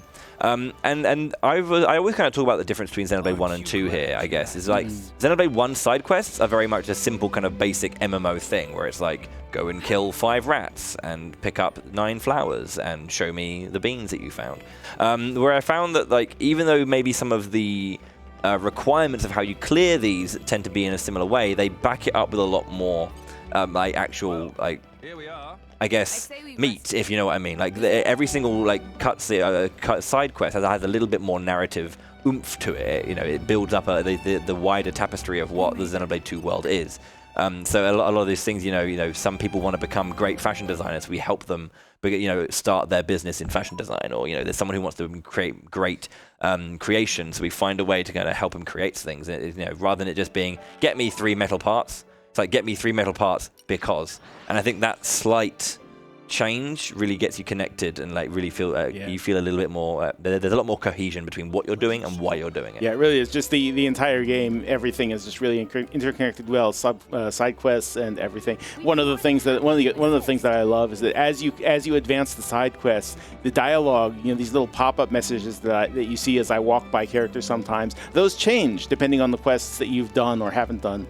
And it just really helps tie in that these are not like individual people who don't matter. They're all part of one larger world. I hear the argument quite often with Torna that people say, oh, I didn't like so much that you were always gated by side quests. It's like they're not side quests. Yeah, it's like part of the world. I know that mechanically they're side quests, but this is mandatory. This is a part of the point of this story. Yeah. So it's not a side quest. I'm sorry. The entire point of this is that you're supposed to be helping out the community here. And it's really nice and wholesome that you can see the entire community grow as you progress with the story and as you do some more and more of these quests. I think this is something that the Xenoblade 2 games do really well, is to really expand on the story and the lore through side quests and the way characters interact with each other. That, like Bowie said, we didn't get much of that in Xenoblade 1. Obviously, there are some quests that we that still have a bit more narrative to them in 1. Yeah, of course. Yeah, but for the most part, you're going to see a lot them being used a lot better in the Xenoblade 2 games to really expand on like the world building in this game, and that's something I think I really enjoy when it came to like the story in this game. Yeah, small things here, like we're fixing lamps, we're assisting with guard duty, and as I mentioned a bit earlier, this young Noppon here wants to become a fashion designer, but doesn't know how to sell to Noppon and to humans, doesn't know quite what people want, how to market it, and all those kinds of things. And it might seem a little bit silly, but I don't know, it's just pretty cool. Okay, we'll see which hat Vax picks here in a while here, but yeah, you have to turn in quite a few of the items here, which is, for example, the sunflower that Vax was taking a little bit of time there, and Vax does pick the knit hat. Let's go! Let's go! You say that whilst you're not wearing your own like knitted hat. I should point out the pop-up asks you to choose a type of hat. There are 2 items there. One is a hat. One is a cap. The correct answer is obvious. It's obviously the hat. I've been telling this to people who run Torna, and I don't understand why. They just cannot understand that the cap is a cap. A cap is a type of hat. But it is not a hat. It is only a type of hat. Well, I mean, all caps are hats, not all hats are caps. Regardless of which, the knit hat, I think. Yes. In any case, I am the runner. I say knit hat is the correct option. Therefore, a knit hat is the correct option. It's also the faster option. Yeah, it is also the faster option. I'm not arguing against it either way, but I'm just, saying a cap is a cap is correct, but a cap is a hat. I'm sorry. Anyway, I am being silly. I'm also telling you that the world record has the knit hat, so obviously it's the correct one. Yeah. So obviously, when you learn a brand new speedrun, you watch the world record and you copy just that. Exactly. Yeah. This is why second and third place don't have first place. It's because they picked the cap. I really want to see a run that's like so specific that they genuinely lose out on record because they picked that. It's like 0.2 of a second. It's like, no, dude. Okay, so even though we lost some community earlier, we did get them back immediately. There is this weird gimmick where sometimes you'll lose community just because they're, not that they've lost faith in you, but just they're indisposed. like there was a Noppon who was just completely unconscious there for a little bit, so had to get him back. But actually, I can't remember if the world record has a hat or cap. Oh, were you spreading misinformation on the internet of all places? Might have the cap. I think somebody caught me on that before. I'm going to fact check Quad, please. It's okay. Anyway. Anyway, my indiscretions aside, All right. So we got 2 more until we hit community level 2. Community level 1 was literally the first person. We helped Kaim at the very beginning. And then, yeah, we get community 1. It's 16 for level 2. Then I believe it's just 16 again, like 32, then 48. But for 3 and 4. And then it's like 51 to get to 99 community for level 5. Or is it 100? I don't know, I forgot. I only know the speedrun. Oh, wow, this guy. Have you never done a max community run before? Nope. I don't even think I went What? to max community in my casual playthrough. Oh, really? Yeah. You get a very nice reward for it. I can't remember. What was it? It's like a nice picture of the entire community together. Like Oh, that. yeah, that one. That's really cute. Yeah. Yeah, exactly. And you haven't got it. Nope. Rip. This guy. Anyway. Speed. And you call yourself a You know, speedrunner. I was going to say speedrunners, never respecting the law. That's what you do. You have to respect the law. Watch every cutscene, Vax. Stop it. I want to enjoy this game. We can watch them later. Okay. You might have seen Vax do a little bit of crafting there. That's essentially to unlock certain skills on the charts and also to craft some items, punch items specifically, which we're also going to need to unlock certain skills later. For example, Minof's going to want 5 books to unlock his next level of mining. I believe either Adam or Mithra, or is it Jin? You need to cook 5 times. And then you have to cook a specific number of times as well with Mithra, or no, not real. You have to cook 5 times with Mithra to level up Jin's one of Jin's skills. I believe it's fortitude. Yes. Yes, correct. Fortitude for surviving Mithra's cooking. Really nice there. And then another one is, I believe, on Adam you have to use a specific number of desserts crafted by Mithra, and that's going to unlock Mithra's, I think, focus. Or something like that. Yeah, one of the skills base. But you can see, yeah, there are certain specific requirements which you're going to need to hit to unlock field skills, and these are going to be needed for quests later. Yeah. Yeah, so we're doing a lot of these things in a very specific order, getting the required field skills before certain quests. And on top of that, there are also quests that are like chain quests, some quests that unlock other quests later. And so we're going to need to obviously complete those in a specific order. Yeah. You're going to see a very specific quest routing when it comes to like later. We're still quite in the early phases of this community thing. But later on, you're going to see us basically trying to optimize our quest route by doing as much as we can before we have to warp to another location, because warping obviously takes time and traveling also takes time, so we want to do as much as we can in one trip before moving on to the next part. Yeah. Just in the menu earlier as well, Vax equipped his Hunter's Chemistries, his Ore Prioritizer, and also a Machine Hunter. So this is going to increase... That will be for gargoyles. Yeah, it's going to again increases damage to machines, and obviously when we fight gargoyles, as the gargoyle at the beginning of the fight of the run you saw is a machine, and that will kind of make that fight a little bit easier as well. Yeah, here's a really nice trick that Vax is doing. You're supposed to fight those Turkins, but That's slow. yeah, it's slow. So we just run away from them, and as long as we get back here, and this should be fine. We have plenty of time here. You saw it just despawned. We have like 3 seconds. Yep. Yeah, we just don't have to fight him at all. Goodbye. Bye-bye. Aggroing and de-aggroing is pretty cool in this game because for some reason when the enemies de-aggro, they're locked from aggroing again until they return to their original spot. Yeah. By the way, if you don't like big spiders, look away now. Yeah, this is Okay, it's gone. Vax is going to want to tag a location here. It's actually a secret location, which means that it gives more XP, bonus XP and SP upon getting the location. He's going to want to come back here later for another quest. So he's just going to tag it right now so he can skip travel back to this location instead of having to run all the way back from the previous landmark just now. And while he's here, he's actually going to talk to this last Armu here.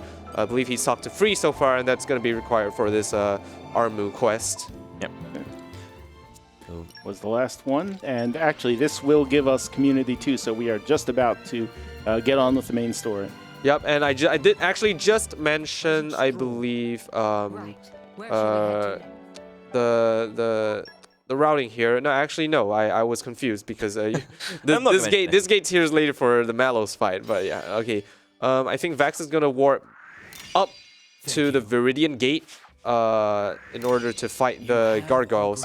Yeah, the trigger is at the palace. Well, the trigger is like in the courtyard. Let's go away, menu. Thank you. So are you going to run up there? I'm just going to warp to Palace, and Okay, it's gonna warp. that'll take me. And then the cutscene warps me to Viridian Gate. Yep, okay. And then from there on, yeah, things get crazy. All right, so we are heading into, like I said, one of the most stressful parts of this run. This is gonna be a series of free fights against more gargoyles. Except they're a lot more dangerous than the gargoyle we fought earlier this run. Vax is gonna want to concentrate here, so Bowie and I, we're going to do our best. Yeah, do our best to assist Vax with the commentary here while he focuses on these really stressful fights. We do have one menu first here. Gotta prepare for that as best we can because yeah, things will get a little bit crazy. You definitely want as much damage and as much assistance you can get with these fights because they are incredibly difficult. Yeah, and you see, like, just grabbing as much as we can in terms of skills, things like, you know, art start. I mean, having an art at the very beginning of the fight always helps to get early damage coming in. Going to be equipping a few pouch items. I believe it's the Beyond Endless Dunes on Laura. A couple of parfaits for Adam to get some skill unlocks as well, which is going to be helping out. We're going to be we bought 3 gear vests earlier. These are going to go onto all of our characters to increase their HP, just to make sure that they don't die as much. And we've also got, I believe, an iron headband on Laura. So yeah, we just wanted to throw out as much as we can. So there it is. That gives us a little bit of bonus here. So Malos is currently attacking Oresco with these gargoyles. So yeah, this is one of our first fights here. Again, we have Machine Hunter on Mithra to increase damage done to machines. Topples down. All right, so he does get the early break here. That's really nice to see. You're going to see Vax immediately using Adam's talent here. This is an extension talent that basically lengthens the duration of all driver combos here. He's going to do that to extend the topple, and he just missed it. No, does not get. Haze came out at the last instant. Yeah, that's very annoying because Haze basically comes. She's a healer blade, so when your characters are low on HP, Haze is going to be given priority to come out to heal your party. What Vax really wanted there was to see Jin come out, because he got 2 stacks on that flame bolt already, and getting an Ultima Aurora on that will give him a triple stack on the topo, which you can imagine does increase the damage by an absurd amount, basically allowing him to one-shot this gargoyle. Yeah, again, Ultima Aurora being the strongest one. It's yeah. Exactly. So Vax is going to transition into a backup strat here. So what he's going to do is he's going to bring down this gargoyle into the enrage here. Once the gargoyle is enraged, it's also weak to the light element, and using Adam and Mithra's tier 4 here, allowing him to gain a lot of invincibility frames to dodge its powerful attacks. Not that one, kind of fine. It should as long as he wakes me up. Yeah. Yep. Yeah. So a quick thing as well. Yeah, using the tier 4, he held that out for Dark Grey Barrage just to make sure they could survive a little bit. That's looking a bit sketch, but yep. A special thing there you could do with Mithra is after you get incapacitated and you get up, she actually grants evasion to your entire party there. Okay, this may be a wipe. Probably is a wipe. See. Yeah, with the so that was unfortunate. So Team Laura took just a little bit too long to get their tier 3 up, and so I had to try and transcend again. Oops, no, wrong button. We're fine. Don't worry, it'll work out. Yeah. So again, this is what we're talking about. The early topple coming out now. So again, using this. Yeah, but I can't use this at this point. I didn't get set up. We'll just play this normally. So, unfortunately, I was unable to make use of that. Yeah, so we're just going to play this normally. So we've got to wait for that topple. I'm just going to play this out with the normal. So Vax is good because Vax didn't get that triple stack. Triple stack is basically the only thing that can one-shot these gargoyles. Vax is going to go again into that backup strat, using an Ultimate Aurora to chunk it down to that enrage. Once it enrages, it actually takes increased damage from its elemental weakness, in this case being light. And Adam and Mithra obviously having that, Mithra having that light element is going to be able to do quite a bit of damage with her photon and her light specials basically. Laura's come out though, so we've missed. Something went wrong there. It was not letting me send it off. I blame that one on the game. You can, but we'll just. We have the damage, and that's what matters. Yeah. You can see exactly why these fights are so incredibly stressful. There is very, very little room for error here, and a lot of the times you really can't do anything when the game just says no. Yeah. These fights are incredibly difficult, much more so than in the glitch category. In the glitch category, you would have access to the beta scope, which would increase your chances of getting a break. One critical difference between the glitch route and the glitchless route is that you would control Laura here in the glitch route because you have are basically able to continuously fish for breaks with Laura's Talon and that break art. Very nice. Oh, no, not very nice. Not very nice, Well, no, but no, very it's good down. on It's very down. good on Vax for pulling through that first Gargoyle Yeah. fight. It can be extremely stressful. Once you go down once, it can really start to get to you. So really good on Vax there for pulling through and maintaining his focus. Yeah, I won't lie. I'm disappointed that I did not get. I probably could have gotten the last frame stack there, but I gave up too early basically, so that's on me. Yep. But yeah, Whatever's comfortable. in the glitch route, you would have a much higher chance of getting a break, and on top of that, you also have a lot more power on your character, so you don't have to go for a triple stack in the glitch route. You can actually just go on a single stack topple, and it will put it very close to dying. If not, it would just one-shot it. I actually do appreciate Vax here for going for the Ultimate Aurora without the fusion combo here. Like I said, it is extremely inconsistent getting the break, especially when you don't have the beta scope. So you realistically cannot expect all 3 fights to go perfectly. Obviously, if you grind a ton, you can probably get a run with like that, but those runs are 1 in, I don't know, 100 or something. It's basically very, very unlikely that you get perfect fights here. So Vax going for the more consistent, more reliable strats to close out these fights is definitely something I appreciate a lot as a speedrunner. Enrage, please. You are ready to enrage. There we go. There's the Dark Okay, Ray we got Barrage there. Just And barely. Yep, that's it's a very, very powerful attack that Vax definitely wants to use the iframes from the tier 4 here. We didn't really explain much. We actually got to see the tier 4 at the start of the run as part of the tutorial. It's basically a cutscene, a special that comes with its own cutscene that also grants you a lot of invincibility frames while the entire special is active. So Vax wants to take advantage of that to dodge the really dangerous attacks like the Dark Ray Barrage there. Dark Ray Barrage, for the record, is a party wipe at these levels. Exactly, and yeah, you saw that. I think that second Gargoyle actually went really well. It That was was not bad, yeah. Yeah. It was definitely, yeah, I mean, obviously we didn't get a wipe on it, but yeah. Right. Just opting for something a little bit simpler, yeah. Let's see if we can get a break for this fight. Let's see if we can get. Oh well, Vex has already gone for the vote, so he's not gonna go for the triple stack. Well, no, I don't go for the triple stack unless I get the very first break. But even double stack is usually enough to kill. Okay, We can maybe hold off for a little bit. we'll see here. Well, Beam Blaster. No, Yeah. Jin came out. No break. So yeah. Yeah. Again, it's very, very unlikely that you're gonna get these super good fights. So yeah, Vax going again for the Ultimate Aurora into the mid first strat here. Yeah. You can enjoy some of this really cool animation from Jin. Something really nice as well is that a lot of Jin's arts, Jin's specials are actually his arts in the base game. Yes. Yeah, for example, that tier 3 there, Ice Revolution, is actually the same animation as his Heavenly Disrupt. Let's see if Vax... Well, Team Laura is down, so let's see what happens here. Big damage coming out for that. I mean, should hopefully, switch. yeah, they need to switch to get that red HP back. There we go. Hugo's out. There it is. Lightning Buster. It is enraged, so we are under that 50% threshold. There's Dark Ray Dark Ray, Barrage yeah. here, and Yeah. wants to use that tier 4 there to dodge. Very nice.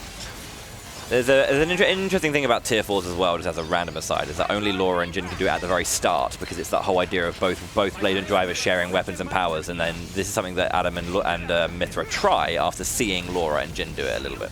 Oh, But yeah, nice there. having Laura down is a bit... Yeah, and the problem is I can't really wake her up because because you see Laura is right in front and she will get caught by all of the AoE. That is unfortunate. Yeah.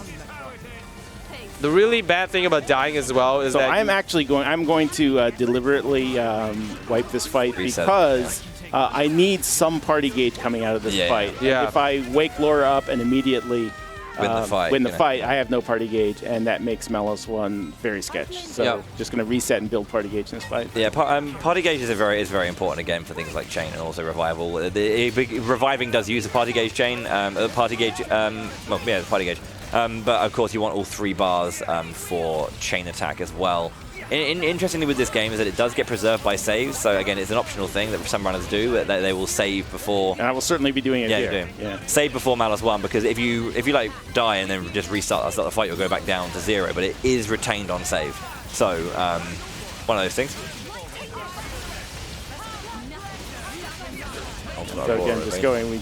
I didn't get any. The first 2 break, and the third one was not coming out. So going straight into Ultimate Aurora here. Yep. And I am waiting just a moment, by the way, because I want to build Mythra's special gauge to tier 3. I don't think we talked about special charging much. So the first 3 tiers of special are built by using arts. And depending on what stage you cancel at, you get more or less charge. Oh, there's the break. Oh, nice break there. Unfortunately, a Little little bit too late. late. Yeah. Yeah, but we can still extend it for a bit of yeah, and also it will not enrage while it is toppled. So this is Yeah, I'm just gonna try to milk as much of that topple as possible for some extra damage there. Get back to Mythra, Yep. and then I will have a So to clarify and finish off Vax's thoughts whilst he does this, the first 3 tiers are done by arts cancelling, as I was mentioning earlier. But then the 4th one only unlocks when you have gold affinity. And you have to basically be next to each other for long enough as that final gauge builds up naturally and to hit tier 4. Yes, thank you. And the point I was going to make there is that those gauges, in fact, all of the gauges, yeah, at least, yeah, second try, you know, we got through it, and we have party gauge, and I will safety save here. But yes, all timed gauges continue building while those animations are going on. So by getting to tier 3 and then using Ultimate Aurora, I basically get half of that, or a large part of that tier 4 gauge for free. And that's useful just in case it immediately enrages. You can break the tier 4 by running far enough away from the That too, blade, yeah. then it has to recharge. Thankfully, it's not too long of a recharge, but you can just find yourselves in situations when you're just off. So yeah, this is Malos 1. I say Malos 1 because we may be fighting him again. Maybe. Potentially. I don't know. He doesn't seem very important. Yeah. I mean, for the majority of this game, you know, there are 2 Aegises. Obviously, there's Malos, which is the the evil Aegis, and then we got the good one in Mythra. That's the thought, at least. But yeah, this is our first time actually coming face to face to him and fighting him after this attack on Oresco. He may or may not be the main villain of this game. But essentially what we're going to do here is we're going to use a chain attack, the first chain attack in this run, actually. Yeah. Despite being introduced to the chain attack earlier. Taking an early down there. About that chain attack. About that chain attack, well, yeah, let's see if we can still build it up. Yeah, so if I'm not mistaken, the party gauge is built into like 8 chunks, isn't it? And then you get like you get it by just doing all kinds of things. Special gauges, party gauges is by 20s, yeah. Sorry, yeah. Party gauge by 20. All right. Yeah, that's looking a bit. This is a sketch. reset. Yeah, too many downs there. He's gonna lose too much of his party gauge. Vax. Yeah. Good on Vax there for recognizing that he should probably reset because that fight was not going to be winnable at that point. He wants to go into chain, and essentially what he's going to do is he's going to build up to 5 orbs. The first 3 using that Ultimate Aurora, and he's going to build another 2 orbs, and go into that chain, break all the orbs in order to do what's called a full burst, where you can just unload a bunch of very, very strong attacks boosted by that huge damage multiplier you have from breaking all those orbs and taking Mallows down in one entire chain attack. Yeah. Every single orb you break gives you a bonus to that percentage. But yeah, when you hit full burst, I think you can do it in like... I think the quickest you can do it is 4 orbs, 2 rounds. Yeah. You do 2 orbs each One, yeah, it would be like, I think it would end up being like 1 and 3. But in order to do that, you need an element orb ender, which lets you break an orb from full. So instead of... yeah, it's kind of like the element orb prioritizer has a different effect. Instead of 2 damage, you just break the orb Right, immediately. if it's opposite element. Yep. But the catch is, in Torna, you can only get those from unique monsters, and we're not going to spend time fighting them in the speedrun. Yep. Yeah, so you will get an orb for every single special you do. I mentioned this earlier, where in the base game you'd get it one for finishing a combo. Here you get one for every single special you do. So you can build up orbs really, really quickly. We've already got 3. I believe it's 5 that Vax wants to get here for that full burst, and obviously for that extra bit of damage. Because however many orbs are left when you full burst, you get a bigger bonus. Because obviously there's so many orbs that are being thrown in. So there we go. There's 5 There's orbs. 5 orbs into the chain here. So Vax is going to be using specific specials here to target very specific orbs. We're going to take down 2 orbs with the first 2 characters, and then Bridget's going to target one of those random ones with the elemental orb prioritizer. And then on the second round, he can break another. Orb, take another orb down to 1, and then use Mithra. What do we get? Okay, we got a break, so that means I can pull out Hugo for the double damage on the lightning here. Yeah. Yep. And we can finish off all 3 of these here. We're going to finish off 2 in this round, and then 1 in the final. Jin's gonna get the finisher, so Jin gets, because we want to get, the final burst of Jin. So the second orb on a chain is like obviously a lot bigger. So yeah. You can see Did you catch that? Yeah. Oh, you get me. Yeah, you can see that yellow gauge at the top left corner of this of the screen. That is basically how far you are away from getting the full burst here. So once we break that last orb here, it's going to be fully charged, and we're going to go into a full burst. The character that that fills up the gauge is going to do the tier 4 here, and every one of your party uses their tier 3s, I believe, and also extra arts. There you go. That's the fight here, but that's not all. We're going to farm overkill from the remaining attacks. The overkill is a mechanic that you get in chain attacks, and basically what it does is when an enemy is dead, every more extra damage that you do to that enemy will generate overkill, which is multiplied to the reward you get from that battle. So experience, SP, etc., etc. And that's going to basically cut out grinding for the most part. Yeah. In this run, this is obviously not a very long run, so there isn't much anyway. But it's very relevant for other speedruns such as 2 and 3. It's also, getting that bonus is important here because it gets us to level 37. So we can be strong enough to fight these gargoyles. The ones earlier in Oresco were level 33, I think they were, and we were level 32. So we've leveled 5 levels alongside them to keep our strength relatively the same for this double gargoyle fight. Yep. I was counting on a break there for with the Jin switch. Did not get it, but these gargoyles are technically higher level. Their stats are actually scaled down because there's 2 of them. Yeah. And so generally not that difficult. Also, their Dark Ray Barrage is delayed. They can't use it until 2 minutes into the fight. This double blasters though is probably death, but that happens. But yeah, for the most part, these aren't bad. But I do still want to get that that stacked ultimate Aurora if I can. Yeah. It just ends the fight. It just kills one right, straight up. Yeah, I think the trickiest part about this fight is just having to manage having 2 targets. Is that behind? That's not behind. I disagree. You can see you can see one reason why these fights can be kind of dumb is that they have like really weird hitboxes. The gargoyles have certain arts that so beam blasters, for example, and the twin cannons or whatever it's called, and another death there as well. Yeah, that was really unfortunate. Yeah, consistent damage going out onto Laura.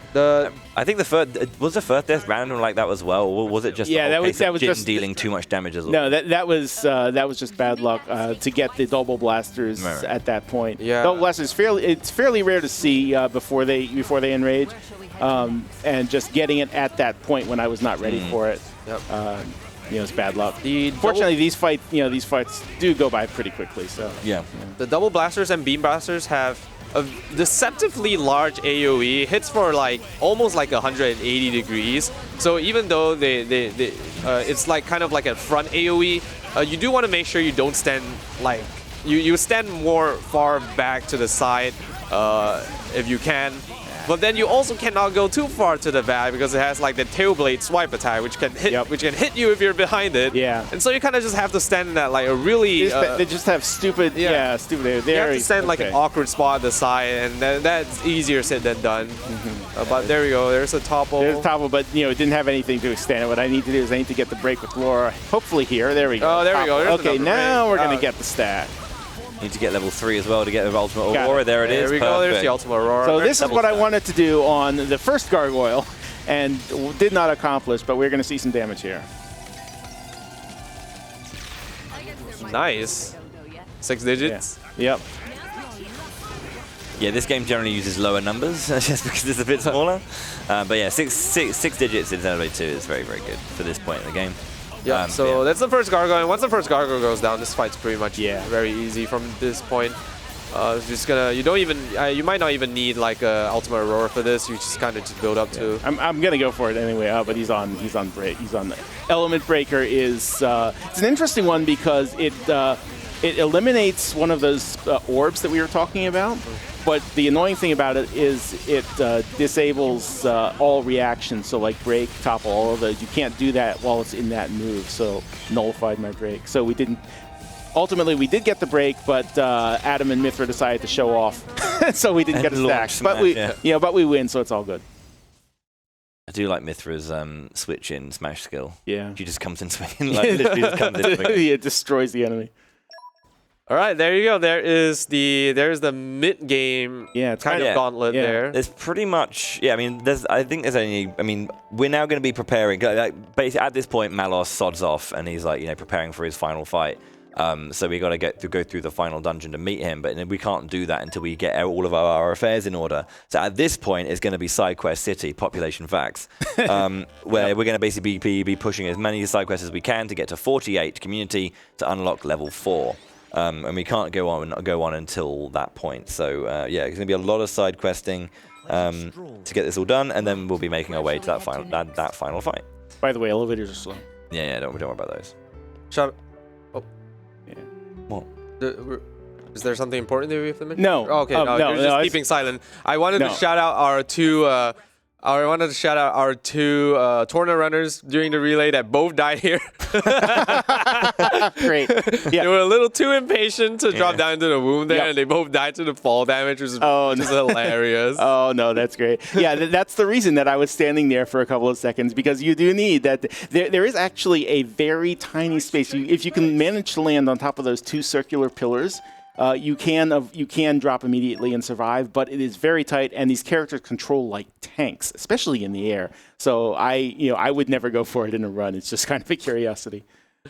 Yeah, so the fall damage is based on your a percentage of your HP, so it's not like you can go in with a character with like max HP, like cap HP, and then just survive any fall. It's based on percentage of your max HP, so as long as you fall from a certain distance, you die. Yeah, I can't remember how exactly it does it, but I mean it's distance based. Is it every like degree is like 12.5%, like in eighths? What it is? It's 20% per 10. Internally the game calls them meters. I think in English they use the term peds, but that unit of distance. But 50 every 10 is 20% HP. Right, so at 50, no matter how much HP you have, you die. Cool. Right. So very nice face there, Hayes. Yeah. Hayes, what exactly are you thinking about this quest? So basically what we're gonna do now is we're gonna build up to community level 4 or 5. 4. It's not 5. No, not 5. You want to do 100? I don't remember the specific number. Are we doing max community now? I don't remember the specific levels of community, but I know you have to get 48 community points. Yes, and basically, how many are we at right now? 16 or 16. Yeah, so we're gonna have to get 32 more, which does sound like a lot, but there are gonna be a lot of quests that give multiple community points, and on top of that, we're also going to unlock characters that you can just talk to, and they'll join your community because they like you. Yeah, and also again, this is why so much like resource grinding was done early on, so you can kind of do these pretty much. There is a bunch of quests that we'll just get and then be able to turn in almost immediately because of how much we have done in the lead up to this point. That's why it kind of feels like maybe we're doing a little bit too much resource grinding earlier on. But again, it's for this reason. Yeah. Yep. If you like to see like some, if you like optimization, you might be happy to see like the way we routed these quests in order to, like I said, complete as much as you can in one trip. So we'll try to point that out if we can, or not really. We're just gonna say while we're here, we're gonna do this, and then hey, we can also do this, and then we can go here. That's really cool. I really enjoy that part about sections like these where you have like just a bunch of errands to do, but then you can still, it's not just about doing each errand. It's about doing each errand in a specific order. This kind of routing is the stuff that really is for me a little bit overwhelming because there's just so many. I just think it's really hard to be able to pinpoint with so many variants and so many options, what actually is considered optimal or fastest in these kinds of Definitely. situations. Yeah. So it might look very simple, like, hey, just, go here, but when it comes to the routing, there's actually so much work and thought being put into it. You really cannot appreciate it enough. Yeah, I mean, and a run like this is, obviously so many community members have been part of like building this up. I mean, as expected, you get those who are like combat deviants and just want to sit there in the lab and find like the best ways to deal damage as really like as speedy as possible. Some people who like this kind of stuff, where who can we talk to on the way of doing these things, and how can we kind of clump a bunch of stuff together in one like little package and send that. Yeah, you see, like I'm going along here. I'm starting a lot of quests and advancing a couple of them, but not completing any. Like there's one right here I'm going to complete because we already collected the items for it earlier, and I can just talk to the same guy twice and we're done. But a lot of these we're just going to be picking up the quest, and its requirements are in some other location. But we're going to do that at the same time as like 3 other quests, which also are in the same location, and kind of wrap them all up in one piece. So this, by the way, is where we turn in the extra Ferris meat that we collected in Gourmet, which is why I had to spend so much time going back and fighting those extra Ferrises, because this guy wants them. You didn't have to. But yeah, and that's the thing. There's a lot of.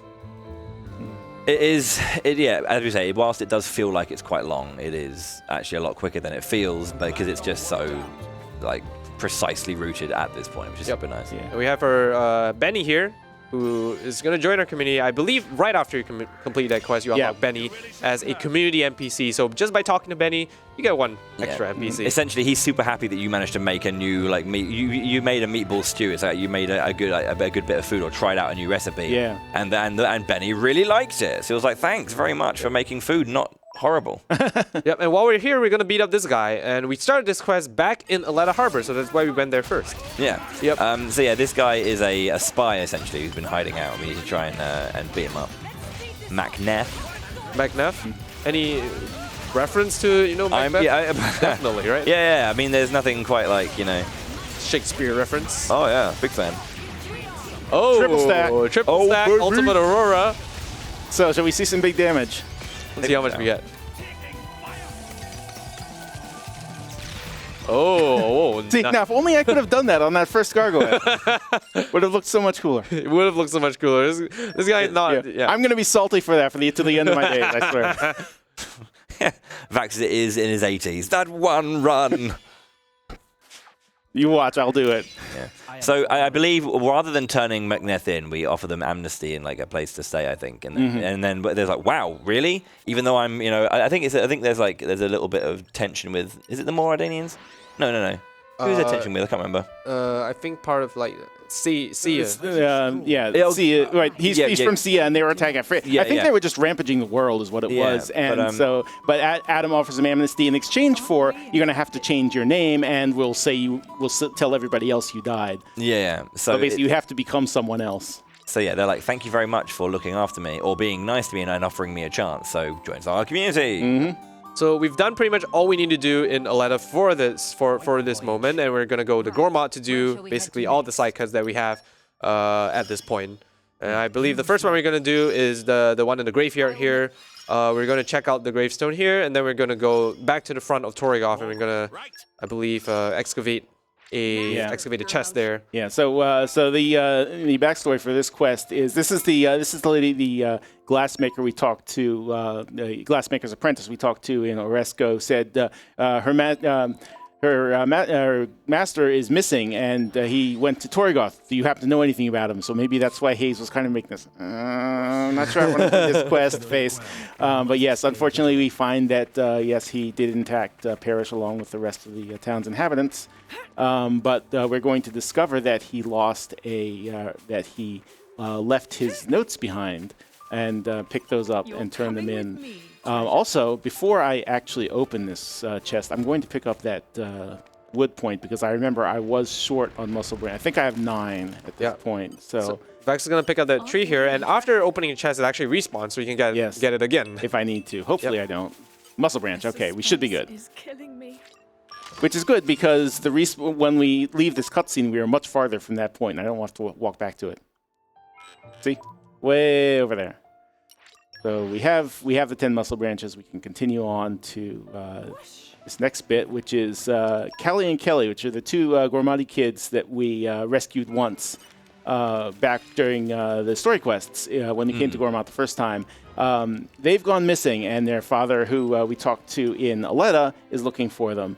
But first, we have a bit of crafting to do. But first. Yeah, so there's a lot of but first Yeah. in this run. I think, funny enough, at this point, we don't know that Cully and Kelly are his particular kids. 'Cause I think he's busy doing something. Yeah. He's like super dutiful and will just like refuses to kind of like leave his post. Right. But he's worrying about his kids, but we don't know who they are at this point. And obviously, we find out by bringing Cully and Kelly to. No, I think we do find out that they are his kids, either at that quest or here when they say, and they think we're going to take. Oh, by the way, up or down?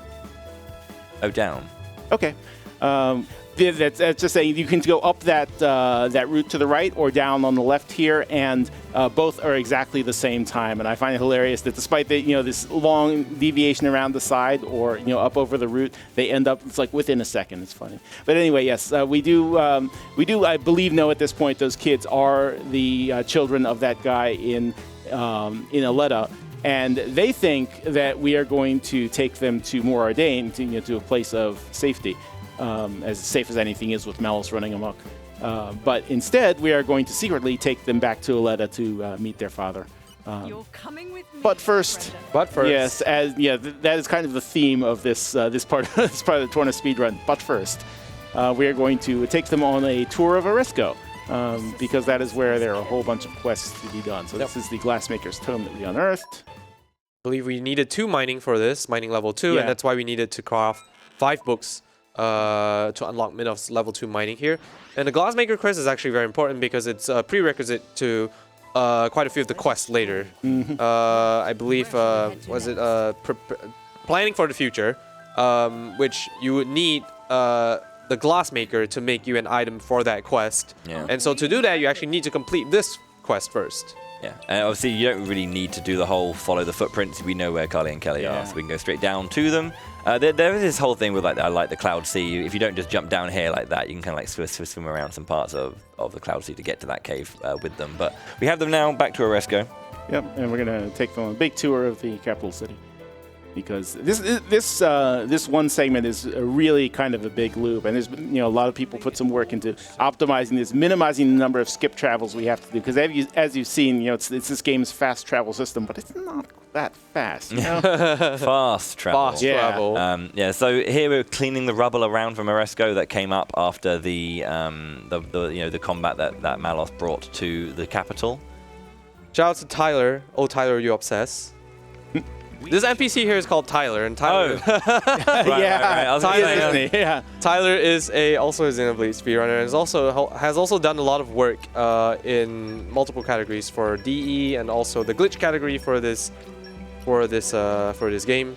Ooh, okay. No, we have enough. Yeah, we may be in looking trouble tight. for the second set. Yeah. We'll have to see. We'll see. We need to find loads of nice fish to put into the moat as well to make the moat all nice and lovely. But yeah, oh Tyler, you upset. Yeah, we're gonna be just short. We need literally one more. Dang. Well. Fortunately, I think there's this fish spotlight right here. There is one here. We'll see what we can get. No, it's not here because we have to stock the fish before it's. Oh yeah, it disappears when you do this quest. So annoying. Yeah. Thanks for confusing me, Quad. Oh, sorry. No worries.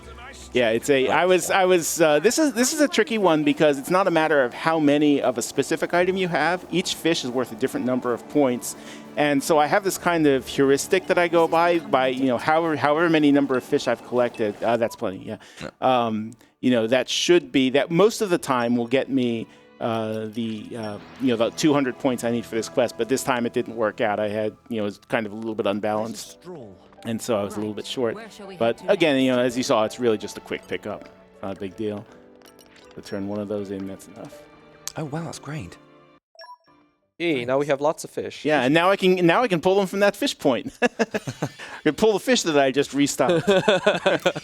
I am honored. All right, and right after completing this quest, I believe we have a community NPC right here. But we have to sit through a quest pop-up. You're gonna see that a lot as well. You get used to. Yeah, so something I did mention, I think towards the start of this run, I did mention that there is a glitch called Cameless in the glitch route that allows you to skip this community menu. Essentially what it does is that the game is kind of tricked into thinking that you have unlocked this, but then you load an autosave where you haven't unlocked the community menu. And so whenever you complete a quest, the game just doesn't know what to do. It puts you in the menu but doesn't give you the community menu, and you get to skip that animation for every single side quest that you do. But the downside of that is that you cannot do the Game quest. You cannot. You have to delay until the end of the run. Otherwise, completing the Game quest would unlock that community menu, and then you start getting the animations and stuff. So the glitch route actually does the quest in a completely different order, and also does different quests in order to delay completing that first simple errand quest until the end, where you have to get like community 4. Yeah, it's really interesting how all of those constraints change up. Like just a few different constraints. Like we want to save Kame until the end, just completely changes the routing for everything else. A big reason of that, why that's the case, is because that simple errand quest is actually a prerequisite quest to quite a few quests later on, such as clearing the rubble, which you might have seen Vex do when he came back to Oresco after his little trip to Gormott. That's a quest that's unlocked only after you finish the Kame quest, but we can't do that in the glitch route. We have to keep that to the end. And then that quest is also a prerequisite to another quest, which gets you like another free community. Yeah. But I think in the glitches route, that's also done at the end, the resistance quest. It's done closer to the end. Yeah. Yeah. It's the second last one we turn in. Yeah, anyway, that's a glass maker quest, and I believe along the way Vex has also been lighting his lamps. Yeah, I was about to say about that. Yeah, like he grabbed that ages ago and has just been turning on lamps whenever it was just a nearby one. Yep. And before coming here, he actually talked to a Nopal that was hiding right behind the inn. That's for another quest, which was the Forest Trail Antics quest, I believe. I have forgotten to do that so many times, and I get to the point there are only 3 Nopons standing there and say, "Oh no, I did it again." Yeah, it's very easy to miss one of the Nopons. So yeah, and again, clearing the rubble here, lighting the lamp, doing as many things as we can in a single trip. And I believe Vex is going to go to he's going to go to Ori's Palace here. I think there might be another NPC here, or... Yeah, there's another NPC. There are 2 NPCs in the courtyard. Also, we have to advance. Basically, you have to talk to him to unlock the last part of the Rebel quest. So this is that Rebel quest. Yeah, this is he's progressing with the Rebel quest here. One thing I like doing, by the way, is each character has their own individual lines. Are you quite sure? I don't doubt you'll even be recognizable when I'm finished with you. In response to this guy saying, "You feel free to skewer me, I won't complain." That's not a thing you want to say to a Fireblade. But it is really impressive how much detail has gone into each of these side quests. I was actually surprised when I noticed that. I mean, yes, they are all just 1 or 2 liners, but every character, there are 9 characters in the party. Each one of them has their own, their own individual, and really, in tune with their characterization. For every one of these, I forget how many, it's like 40 or 50 side quests in total. Every one of them, and it's just a lot of just really great world building. I love to see it. I believe this is the last Nopon? Yeah, this is the 4th. All right, awesome. So, yep, that's going to finish the Forest Trail Antics quest. And before that, Vex is actually going to jump down. I mean, he's actually just going to jump down back into the courtyard where he can complete this is right. Yeah. Right. We used to skip travel to Midian Gate, but jumping down is about a second faster. So. Oh, nice. Did you not know that? I didn't know because we do it in a completely different order in Glitch. Can you please become optimal, Quad? Yes. Excuse me. Yes. Sub 2 win. Yeah. Oh my God, sub 2. Wow, that is. It's 2OX right now, isn't it? It is 203. Like 203. It's 203, but like a few seconds away from 202 for the glitch category. And I believe the glitchless record is 228. 228, yeah. 228. Yeah, so you can see it's about half an hour difference between the 2 categories. That's just how impactful the glitches are. Yeah. 30 minutes might not sound like that much, but considering that most of the runs actually just running around, there's actually not much to optimize there. So that chunk of time is actually just fixed for both routes. So being able to save 30 minutes from just the fights and other stuff is actually a huge deal. So this is actually one of the quests which we would do later in the glitch route, but we can do it earlier because we don't have the constraint of having to delay Kame. I believe it's not a very difficult fight, and you can see Vex got that stacked Aurora again, which is just gonna utterly decimate this thing. hopefully one shot. Oh, nice one shot there. There we go. Not bad at all. Agreed. Yeah, not bad at all. Yeah, That's tip timing for most fights around here, actually a double stack is plenty to kill. Triple stack is just swag. But yeah, I'm gonna head back. You know that swag is time neutral, Bowie. I do know that swag is time neutral. I wonder Yeah. where you heard that from. I wonder who. It's almost as if swag allows you to Pleasant stroll. flexa on these enemies.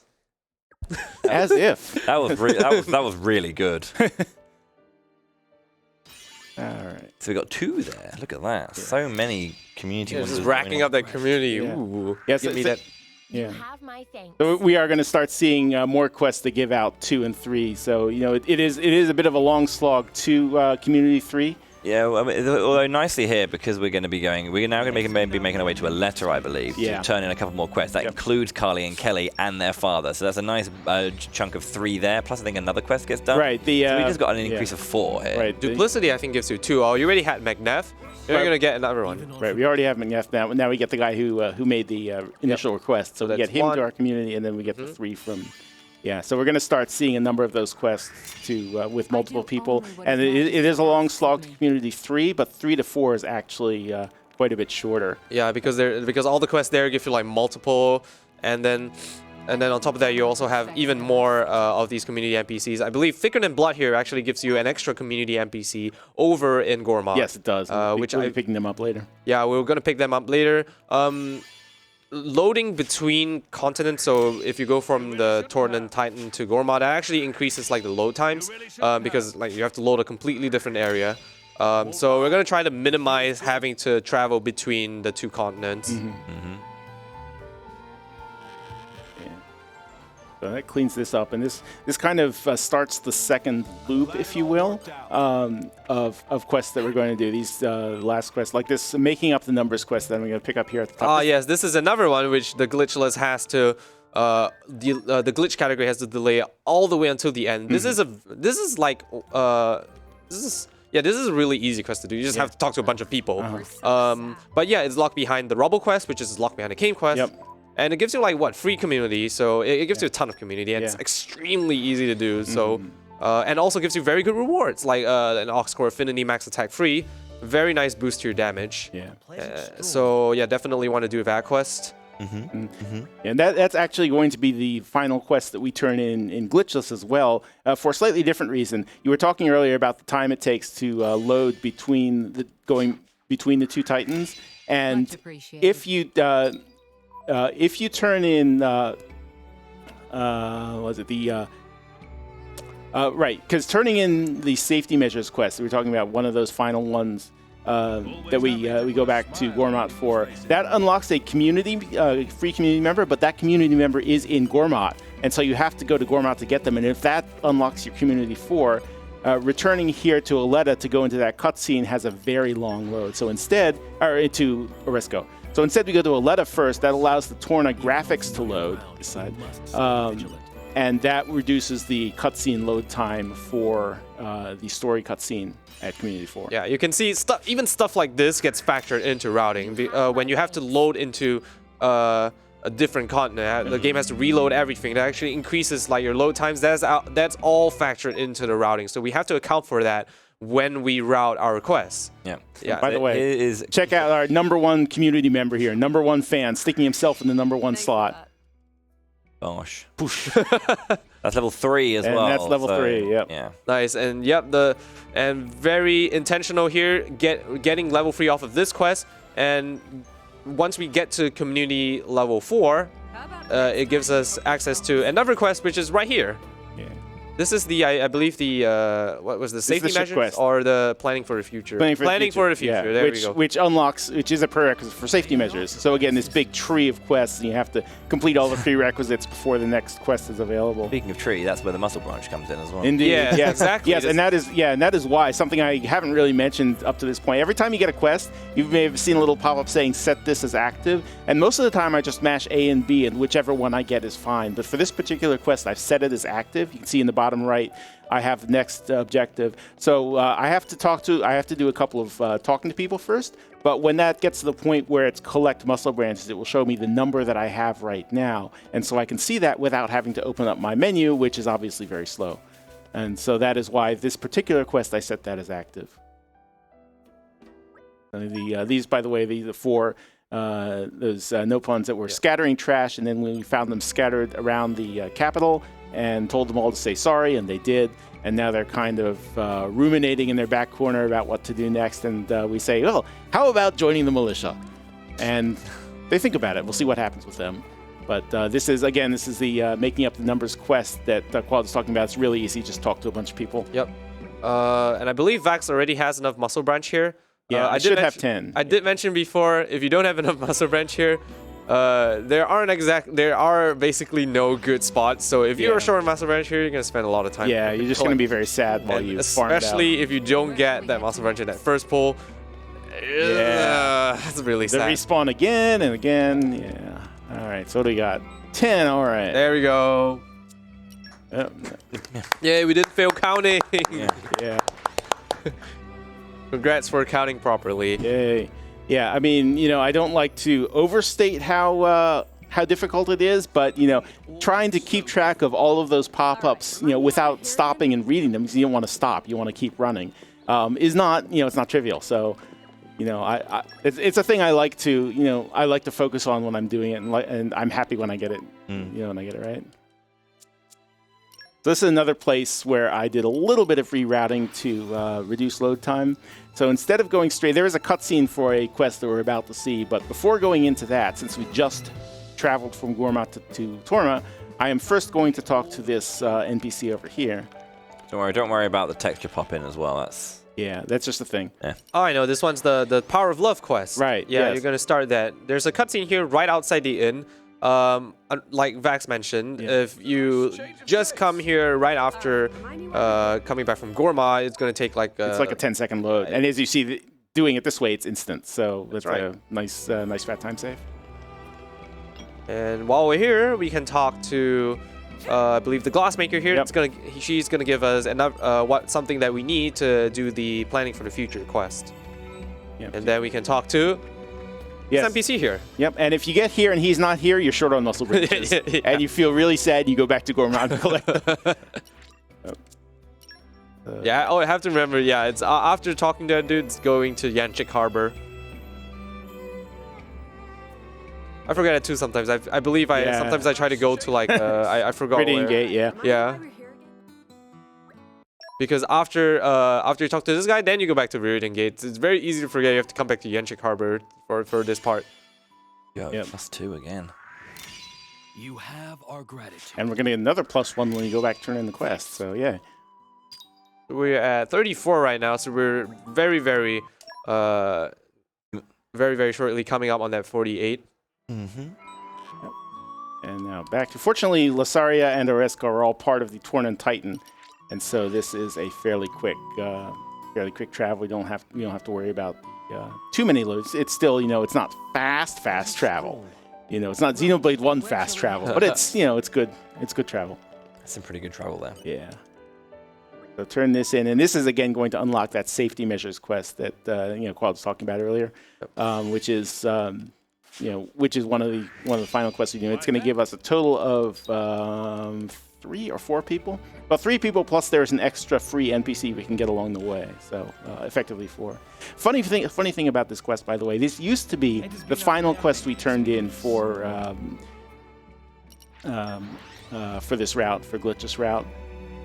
And ultimately now it's the very first one we do in Community 3. And it's just interesting to see how the routing has changed so much. Oops, missed my input there. Yeah, you want to take the in here. That's to progress with that Power of Love quest, I believe. Yeah, we don't actually need to level up at this point, but we do need to. Yeah, you do have to actually rest in order to get these people to talk to you in advance or to unlock. Yeah. So proof of love. Yeah. So there's a guy who really loves. I think her name's Sarah. Yeah. And he wants to kind of like we've been asking like, what can I do to prove to you that how I feel is true. And I think she says something like an offhand message, and he essentially sods off into the wilderness to try and do something and end up getting hit, getting knocked out by a Blant, I think. Yeah. She says, you know, fine, if you really, really feel that way, go find me this non-existent flower, this legendary flower. And he goes off and looks for it, and ends up. Well, we'll see how he ends up. That's. This quest here, Hobby Takes a Hike, it's like one of the freest quests ever. Yep. Talk to one dude in Gourmet, get to community. Easy. Yeah. You're going to see that later. But yeah, just, again, talking to as many NPCs that we can in one single trip. Here's the safety measures quest. Yeah. So Gio, by the way, he's also part of the making up the numbers quest. You have to talk. He doesn't end up joining the militia, as you can see, because he's still there. But you have to talk to him, and if you haven't talked to him, or if you haven't talked to all of the NPCs, so if you miss somebody, you talk to Gio, and his next quest will not pop up. Sloppy input. But his next quest will not pop up. He'll just be sitting there with a ... over his head, and then you have to figure out who you missed, go back and talk to them, and it's all very silly.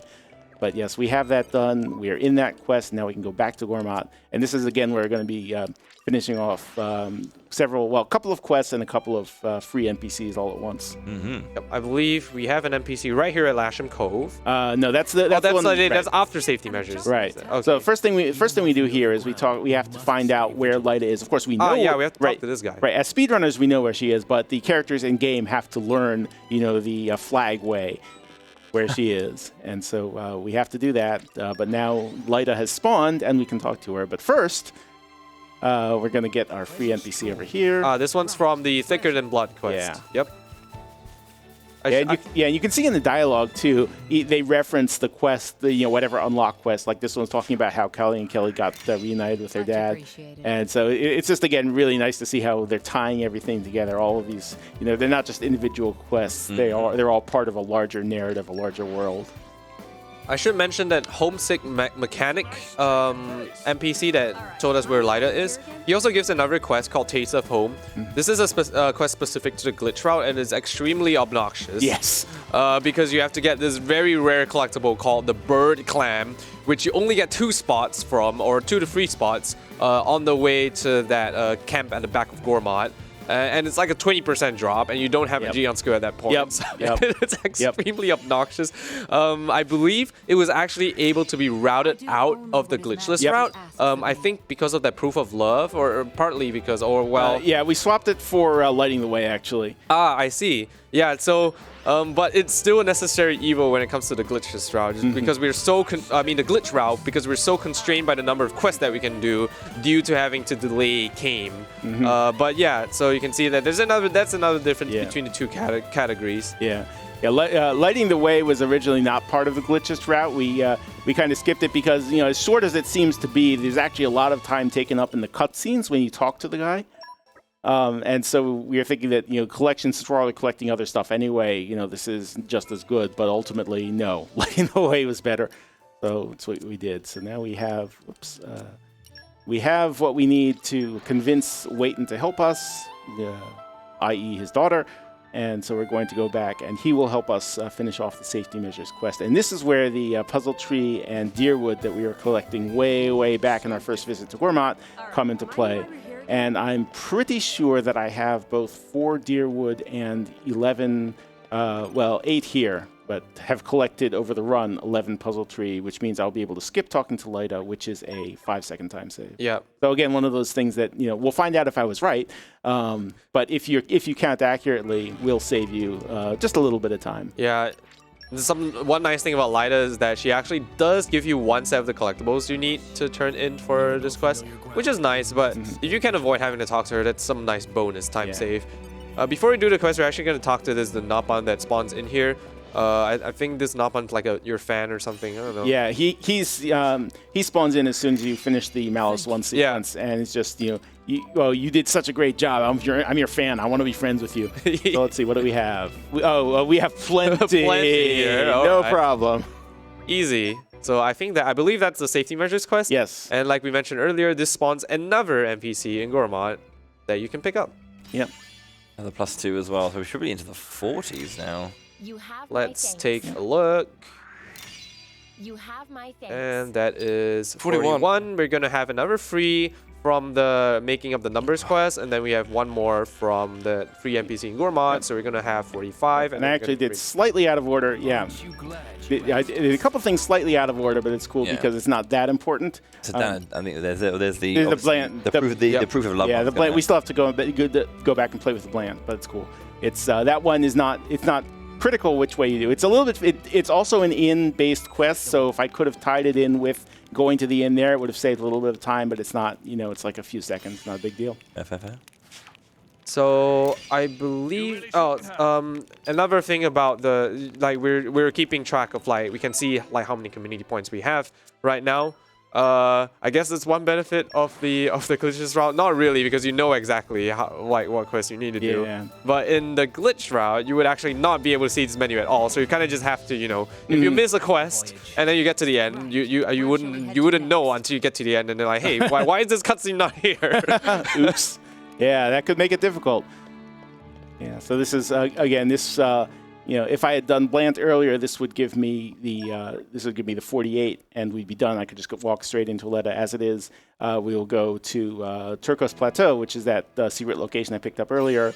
Play with the Blant, and then go turn in this quest, and that will be my 48. I do want to give. I do want to complain that those 4 Nopons that you added to your community for the from the Forestry Antics quest, they don't count as 4 Nopons. They count as 1.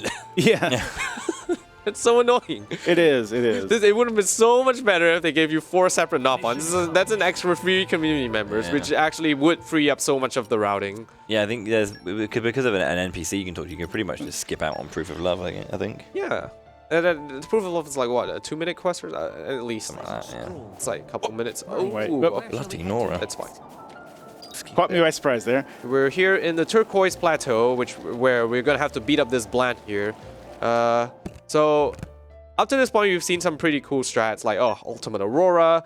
We're definitely going to do that, right? You're going to set up a nice fusion on this Blant and get a really flashy kill. Yep, it will be flashy, no question about that. Yep, so we're going to set him in... Yeah, there might be it might be something obvious looking at. We're going to set him in a very specific location here in order to get a very nice scenery when we do kill it. Nice blow down there just to stun it a little bit. Yeah. Make sure we can get our combos going here. Yeah. I believe Vax is actually using the wrong combo here. That's not Ultimate Aurora. Well, you know, it's close enough. Okay, yeah. Vax knows the route better than me, so he probably knows which combo is optimal for this fight. Steam Explosion. It's you know, it's still good damage. It's like a 270 ratio. Okay, yeah, it's fine. It's good. Yeah, it'll work out, I'm sure. Let's see how much damage it does. 30,000. That's not enough. It's not enough. Yes, it is. Oh, wait. Goodbye. Very nicely done there. So yeah, basically knocking enemies off of cliffs. Yep. Instantly kills them, which is something that's really cool about this game. You don't get that in free. For some reason, they decided to change it so that when you push enemies off of cliffs in free, they just respawn. Yeah, I noticed that when I was playing casually, and I said, what? This is not fair. But this is no fun. If the enemy pushes you off the cliff, you die in free. Yeah. So it's a little imbalanced. A little unbalanced. One rule for me, another rule for thee. Yes. How it goes. How it goes. But we did mention that was the last community that we need. I believe we get all 3. There is, we lost one, that's 44, so we'll get 3, and I have not turned in the fisherman quest yet. So that is our last takes one. the hike. Yeah. And that will be our last one. So yeah, whilst you're sitting there being like, we have to almost we have to triple our community score after fighting Malos, it's done in about, 30 minutes, 35 minutes? 40-ish. 40 minutes? 40, give or take, yeah. Not so bad. Yeah, it is not bad, really. And then after we're done with our community, we will make our way to the final dungeon. And the run's not kind of like done with any cool stuff. We've got a pretty big trick coming up. When you look at the way, another kind of like specific, I guess, fundamental difference between the glitched and the glitchless. The glitch run obviously has the zombie hover and zombie jump at the very, very start. It opens with a very, very difficult trick, whereas the glitchless kind of ends with a very, very difficult trick. Yep. where we're going to be doing in most Xenoblade games, if not all of the Xenoblade games, platforming and moving and jumping and traversing the area. And the general maps is a big part of it. Especially in Xenoblade 2, there are lots of clips and skips just because of jumping either through walls or across particular gaps in certain ways. And the blue gate skip in Glitchless for Torna is a big part of this run. Very, very difficult trick. When we get to it, we'll explain it a little bit more because it's very, very tight platforming. But it is kind of like a big kind of, I guess, mechanical finale if you think if you think about it before we get to the fights. It's a little unfortunate that it is all the way at the end of the run. It's kind of reminiscent of that door clip in the base game. It's very, very annoying, and it's something that the glitch route doesn't really have to deal with. Again, having that zombie jump at the start of the run in the glitch route, you're able to basically get the landmark for the final boss, and being able to skip basically the entire final dungeon. For the most part, Monolith Self has done a really good job of making sure that we do what we need to do for the story, following the story quest markers. But for some reason, the final story quest marker for the final boss fight is just at the top of the So there are no markers within the dungeon. Exactly. So you don't actually need to do the entire dungeon. You can just warp to the top and fight the final boss. As opposed to Xenoblade 3, where every 30 feet they have a new one, and you can't skip any of them. Exactly. I think that was definitely a response to specific things. I imagine it was, yeah. All right, so we're here at the final dungeon here. This is the interior of the Torna Titan. That's right. We're going up to, I think it's like its head or like the top of its back. Something like around there. And that's where Malos said he was waiting after he invaded Oresco. Have a nice cheeky camp here, though. I think this is like a nice moment between the characters on their final kind of chat before this fight. And obviously we're not going to do it in the speedrun, but there are, if you take a look, there's this icon over here, chat. There are really nice conversations between all the characters, and not only, I am, by the way, skipping level 48 there for optimization reasons, but there are really nice conversations between all of them, and really at every story point. I think some of them reflect on like side quests as well, and just really help expand the interactions between the characters, and you kind of see into their relationships, and it's just a really nice feature. Yeah, so the Torna Titan as a general dungeon isn't too much to write home about. It's usually kind of doing almost like Barney Stone type things, where you have to kind of find these cores and then fight waves of enemies to break them, and then it will unlock the following path to continue. There's also a little bit of I guess like pathway puzzling, where sometimes these have to kind of like fall off edges and kind of go down to a lower area and make your way back up on the opposite side. But one of those things where if you know the order to go in, it's going to be not much in the way of difficult, I guess, to kind of work your way through that. But again, with things like the Blue Gate skip and stuff like that, we're able to kind of skip elements of these dungeons for the most part.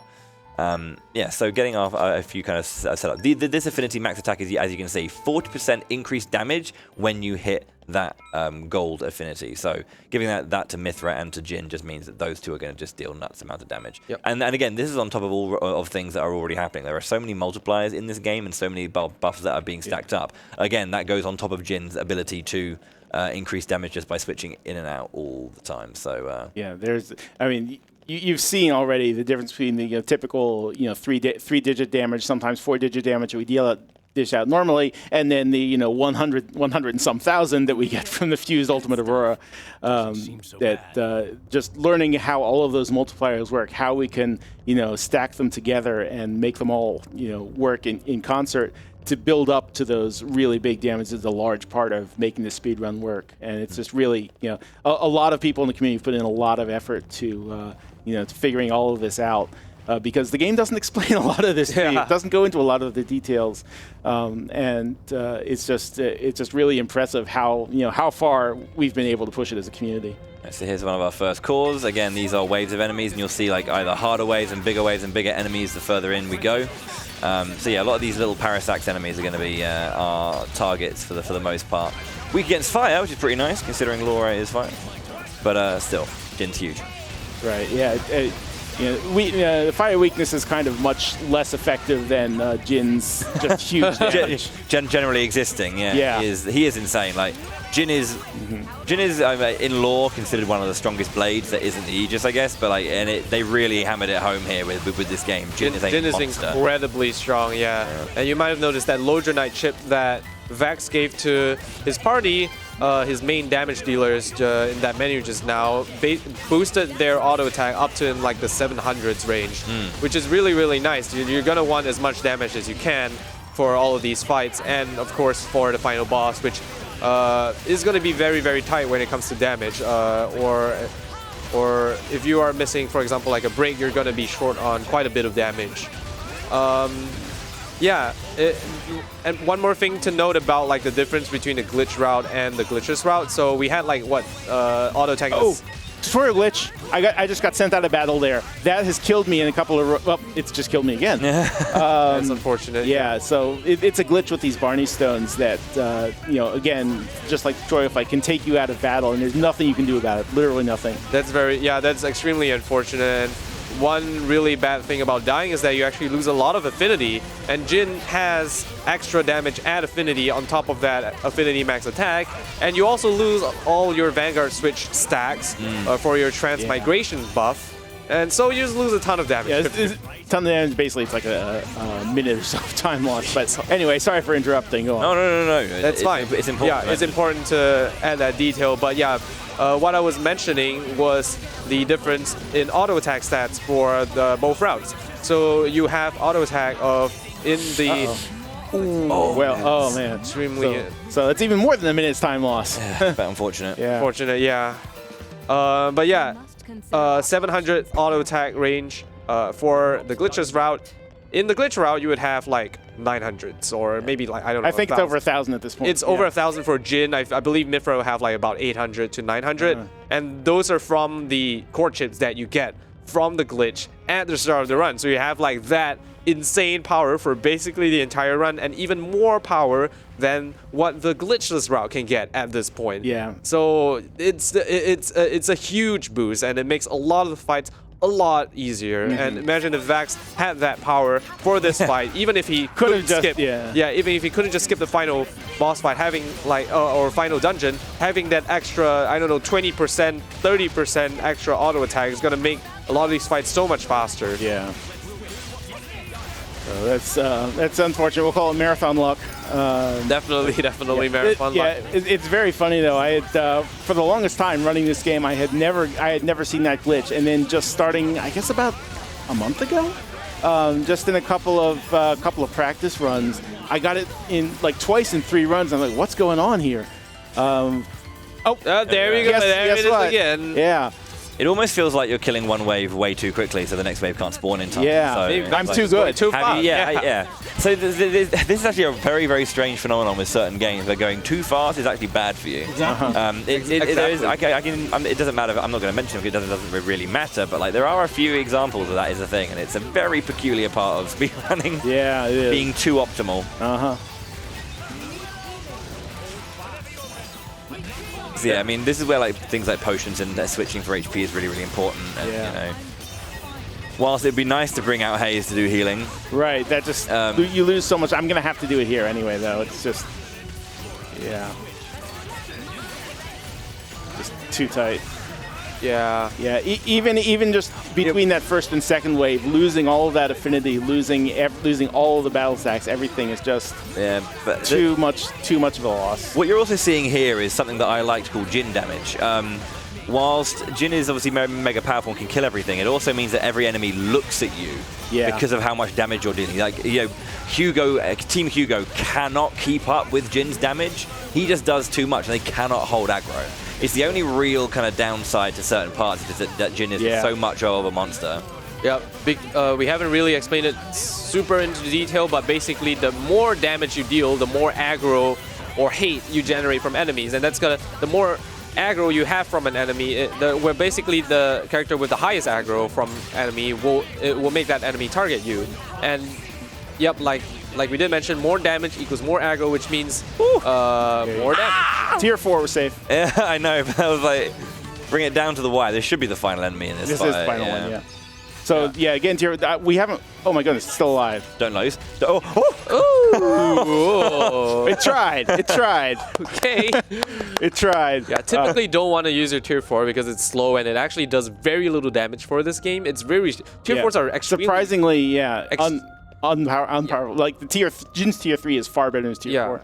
But the advantage to a tier 4 is that you're invulnerable. We talked about. I think we talked about it earlier during the gargoyles as well. And the reason that's important for these battles, all of these Parasax enemies gain spike damage on enrage. So if you've seen all these purple like 77 or 79 numbers popping up, that's spike damage. And every hit I do to an enemy when it's one of these enemies when it's enraged will deal that much damage back to me. Some of Jin's attacks have a lot of hits, and every one of those hits is going to deal spike damage back to you. Right. But in tier 4, you're invulnerable, and so that spike damage does not count. So that was a lot closer than it had any right to be because the game broke. Yeah. I hate, as a speedrunner, I hate blaming the game because I feel like usually there should be something I can do about it. As far as we know, there is no way to avoid this glitch, and so it really is just the game broke. It is unfortunate. Yeah. Tier 4s are a lot stronger in the base game, but they are severely nerfed in this game. Mostly because of I think it's the fact that the tier 4's damage is based on both your driver and your blades, and your blades just do so much more damage than your drivers that the tier 4 just ends up being super weak. Yeah, it's worth mentioning also that in the base game, since you can't control the blades, normally you don't have much effect. Their auto attack stat is actually added to the auto attack stat of their drivers. And so the driver basically has their own strength plus their blade strength, whereas in this game it's not. In this game, the driver's strength is just their own personal strength. And so that kind of, effectively what happens with tier 4 is you're averaging Jin and Laura's strength, and Jin is so much weaker, or Laura is so much weaker than Jin, it kind of brings the overall damage down, which is unfortunate. I do like it as I like a lore concept at least, just because that whole idea of the reason they're so strong in Xenoblade 2 is because it's all about sharing. Like the blade. The blade is why a driver is powerful. And that whole concept. Whereas this idea of kind of the warriors themselves are their own warriors. And how like the idea of what's good in combat or martial prowess is changing with the games. But yeah, obviously it's not just the Parasaxes that we're going to be fighting. You can see obviously in the back you've got well, it is a Parasax, but it's a different form. This is kind of like bird-like creature. This one has break resist also, which makes it a big pain. But yeah, I think there's a third one as well, which is like a giant tanky-looking bug as well. Yeah, we won't fight one, but we'll see one. Skip it. Yeah. We'll see one along the way, and yeah, those are even worse. Those are very bad. So it's a good thing we don't have to fight them. This is the final enemy? Of the second wave. Of the second wave, okay. Yeah, there is one more wave, but we are at good HP, so hopefully we'll not go too badly. Right. Just hit the enemy and don't get hit. So we'll mention that these enemies are level 34, so they're considerably lower level than us, but as you can see, it's still not free. Not at all, no. Just because there's so many at once, and the spike damage actually really changes things up because the entire game basically your strat has been build up to a like a special or whatever you can build up to. But most specials, as it's called saying, most specials have a lot of hits on them, and every single hit is going to deal 80 damage to you. And especially if you are coming in at speedrun levels, I think casually you probably like level 50, 55 here, some 10 levels higher, and have that much more HP. But especially at these levels, 70 HP per hit, or 80 HP per hit, is a huge amount of damage. But we have this now. Should be done. Nice. There we go. So that one much more clean. That's how the first one should have gone. Yep. But I believe that is the last set of enemies that Vax has to eliminate here. Yeah. So yeah, as you probably guessed, the gimmick of this dungeon is that there have been these blue gates. There's one just disappeared here, you may have seen, blocking your progress to the next level. These are the big tanky ones that we don't want to touch. But there are these gates blocking your way to the next level. In order to unlock the gate, you have to fight one of those Barney stones and finish all 3 waves. So the next floor, because they didn't want to keep everything the same, the next floor, it has a blue gate. It has a Barney stone blocking the blue gate, but the Barney stone is blocked by an orange gate. and there's an orange Burning Stone blocking that gate. So that's 2 fights. If you do both of them, it's like close to 10 minutes. It's a lot of stuff. So we're not going to. That's slow. We're going to go fast. So here is where the platforming and the I guess the interesting like map design comes into account. So if you on this particular blue gate, being the last one, it has a little bit of a fancier, it's kind of set into a fancier bit of stonework. So on this right-hand side, you can see that little tiny lip that is kind of like hanging out. So what Vax is going to do, he's going to jump onto this thing, try and get the right alignment here. Then he wants to go for a frame perfect jump. Oh, he gets the first no! shot. Let's go! Oh, he needs to die first. We almost had it. Oh, never mind. We'll get it first try again. Yeah, sorry. Yeah, I should have said wait. yeah. Unfortunately, I was too close to the edge there, and sometimes when you're too close, let's see. Yeah. Nope, that's bad. But if you're too close to the inside edge, Laura's sometimes moves funnily when you try to turn her, and that pushes her off. And so that was just some unfortunate work on my side. I celebrated a bit too early there, unfortunately. Yeah, this is a very, very tight jump. It's nigh on frame perfect, and it's also about you have to jump correctly, and you have to turn left correctly, because it's about the lineup to get like you want to use the wall itself to kind of push you to the side, and then when you can turn left and get onto the edge. I don't know either Mithra, but yeah. So looking for a particular lineup there. Way far past. Yeah, it's about I think Vax was saying that when he was practicing it, he was getting it at roughly like a 30% success rate. It is a hard trick, and it is at the very end of the run, but yeah, I don't even know what to say to that. There we go. Wait. There we go. There we go. Nice. Hey, let's go. First try every time. Yeah. I should mention that is completely intentional and I mean, right? if they hadn't wanted to do that, they could have just blocked them off like they did the first two. Yeah. The reason we fight those first two is because we can't skip the gates. They're fully blocked off into the walls. They could have perfectly done that there, and they didn't. So it must be intentional. I think they wanted to be a bit fancy with it. Or like, this lovely gate. Definitely wanted you to skip the blue gate there, right? Yeah, absolutely. Yep. So glitchless. Yep. Anyway, here's the final menu. Final menu, and going into the final gauntlet, because we love gauntlets. Yeah, so this is actually it's 2 phases and a phase. So yeah, this is in terms of like cinematography and just sheer spectacle. This is a brilliant looking fight. We're going to be fighting Malos, of course, because he's been waiting for us. But yeah, we're going to be doing this in 2 phases. The first bit is is it the first bit? No, the first bit is just damage, and the second bit is the really cool. Yeah. So yeah, we want to try and deal as much damage as possible. And Malice is kind of similar to how he appears in Xenoblade 2, where he's got like a bunch of powerful abilities. Using his Aegis blade, you will keep hearing the word Monado.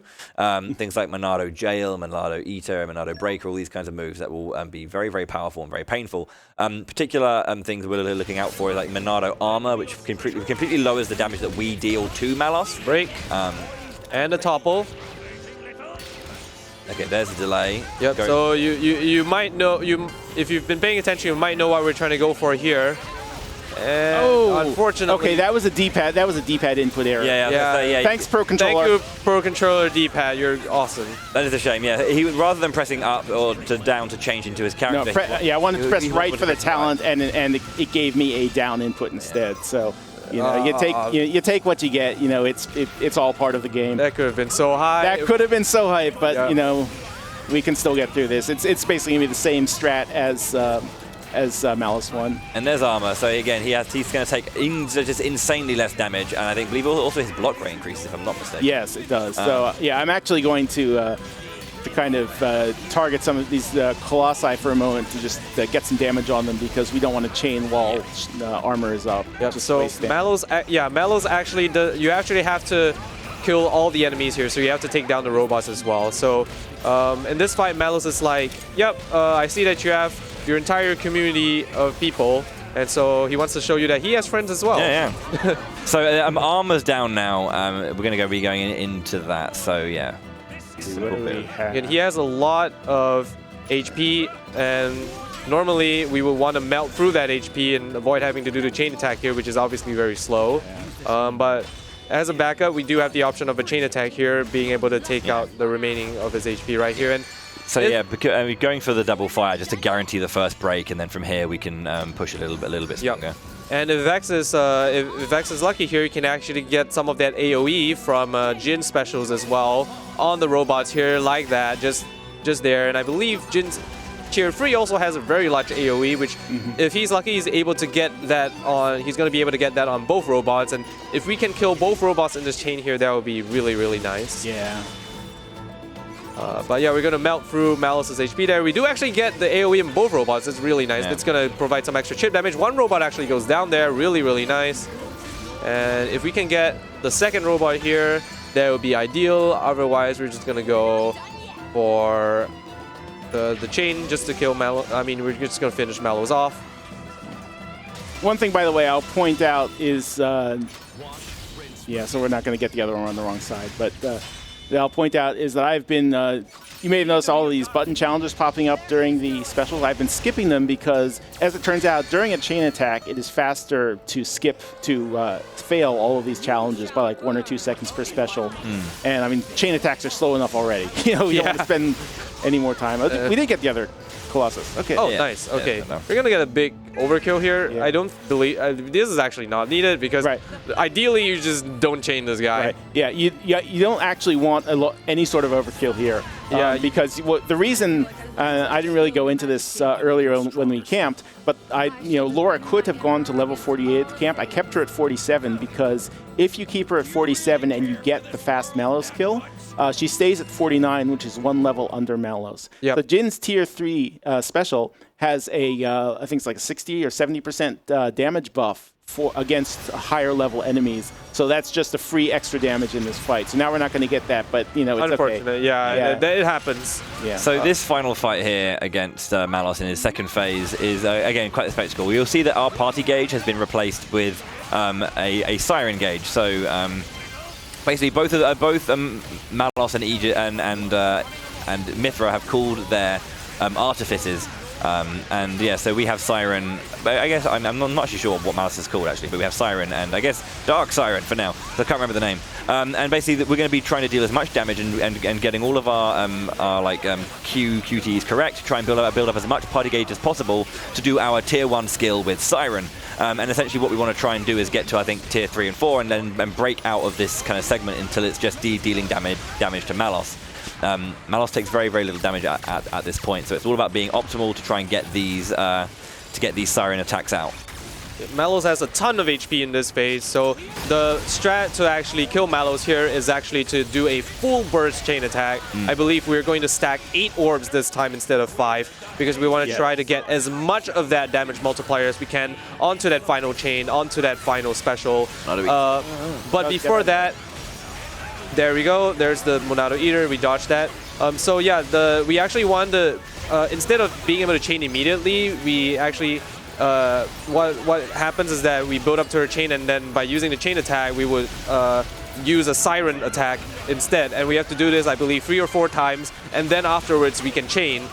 So the theme for these first few Siren attacks is that you want to build up your chain attack as quickly as possible, and the way to do that is by spamming, I believe, Mithra Tier 1s, which Vex will probably do later, but what he's doing now is that he's actually taking the time to build up as many orbs as he can, and that's why he's swapping between his characters here to apply as many elements as possible, going to Minoff, and also, I think he just needs wind right now. I think he's got all night.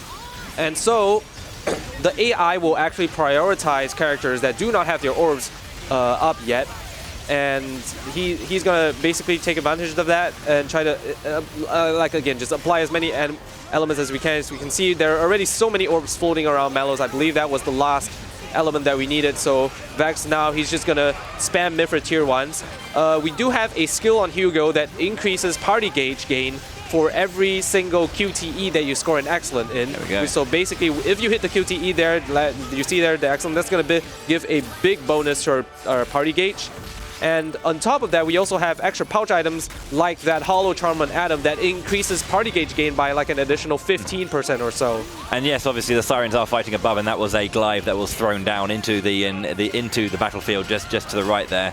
Monado armor coming out now, and so this is a little bonus thing. When you do get your Siren skill off, it does lock out the enemy Siren from building their gauge for a little bit, which means you get a chance. You can just lock out the opponent from doing anything if you're fast enough. Yep. Another reason why we want to spam Mithra tier 1s is the easiest special to spam. We have a skill called Light Speed Flurry on Mithra unlocked, and that basically gives her recharge to her arts and specials every time you land a crit. And because she has an incredibly high crit rate, she's basically, and a lot of hits on her tier 1, this is basically going to allow her to immediately recharge her tier 1 right after using her tier 1. So you're able to just use that again and again and again. And while you're doing that, he's actually using other combos, such as this Ultimate Aurora, just to do extra chip damage. And while that's going on, he's using his tier 1s, which you don't have to apply a combo on Mallows using that. Yeah, and I am going to get up Oh, that's actually really nice. I'm gonna take it. There is the break there. A break is extremely ideal here. It's going to try to... Yep, there we go.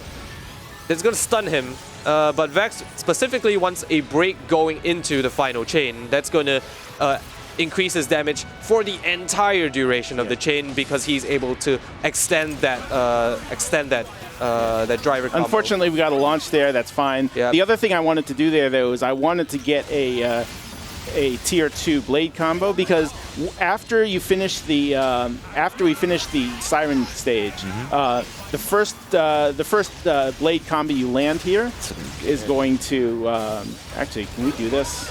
Can we do this? There we go. There, get it. He wants to extend it for a little more. Stack one special on top of that while extending the topo for as much as he can. Probably go for one more into the chain. There we go. That should set up the chain. Basically, he has a single stack topo going into this chain, so he's going to enjoy that damage bonus for basically the entire duration of this topo, which hopefully should last the entire chain. He did take the time to extend that topo multiple times, and that should allow it to last the entire chain. And he's using a very specific set of characters here. He's doing it in a very specific order here to make sure he breaks the orbs in a very specific order, allowing him to replicate the same chain every single time. So in that first one, obviously, I mean, water does go down first, and he uses 2 atoms to get the earth one down. Going to be weakening light here as well. So now out comes Jin just to get everything down to as many down to 1 HP as possible. So we're going to finish off. I mean, yeah, I'm not sure where it's going to target this one, but yeah, lightning goes down there. Yep. So in this round, I believe we're going to. Yeah, Mithra's gonna get 1 orb. It doesn't matter which orb she hits. She does hit the. Oh wait, no, she won't always hit the. She won't always hit this orb, but here.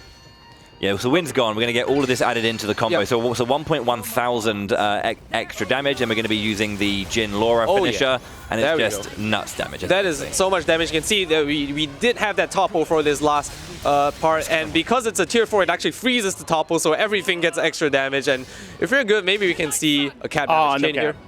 But I guess there might be. Wow, that's still really good. Very nice fight. Very nice fight. The time is not yet. However, yeah, we have one more fight.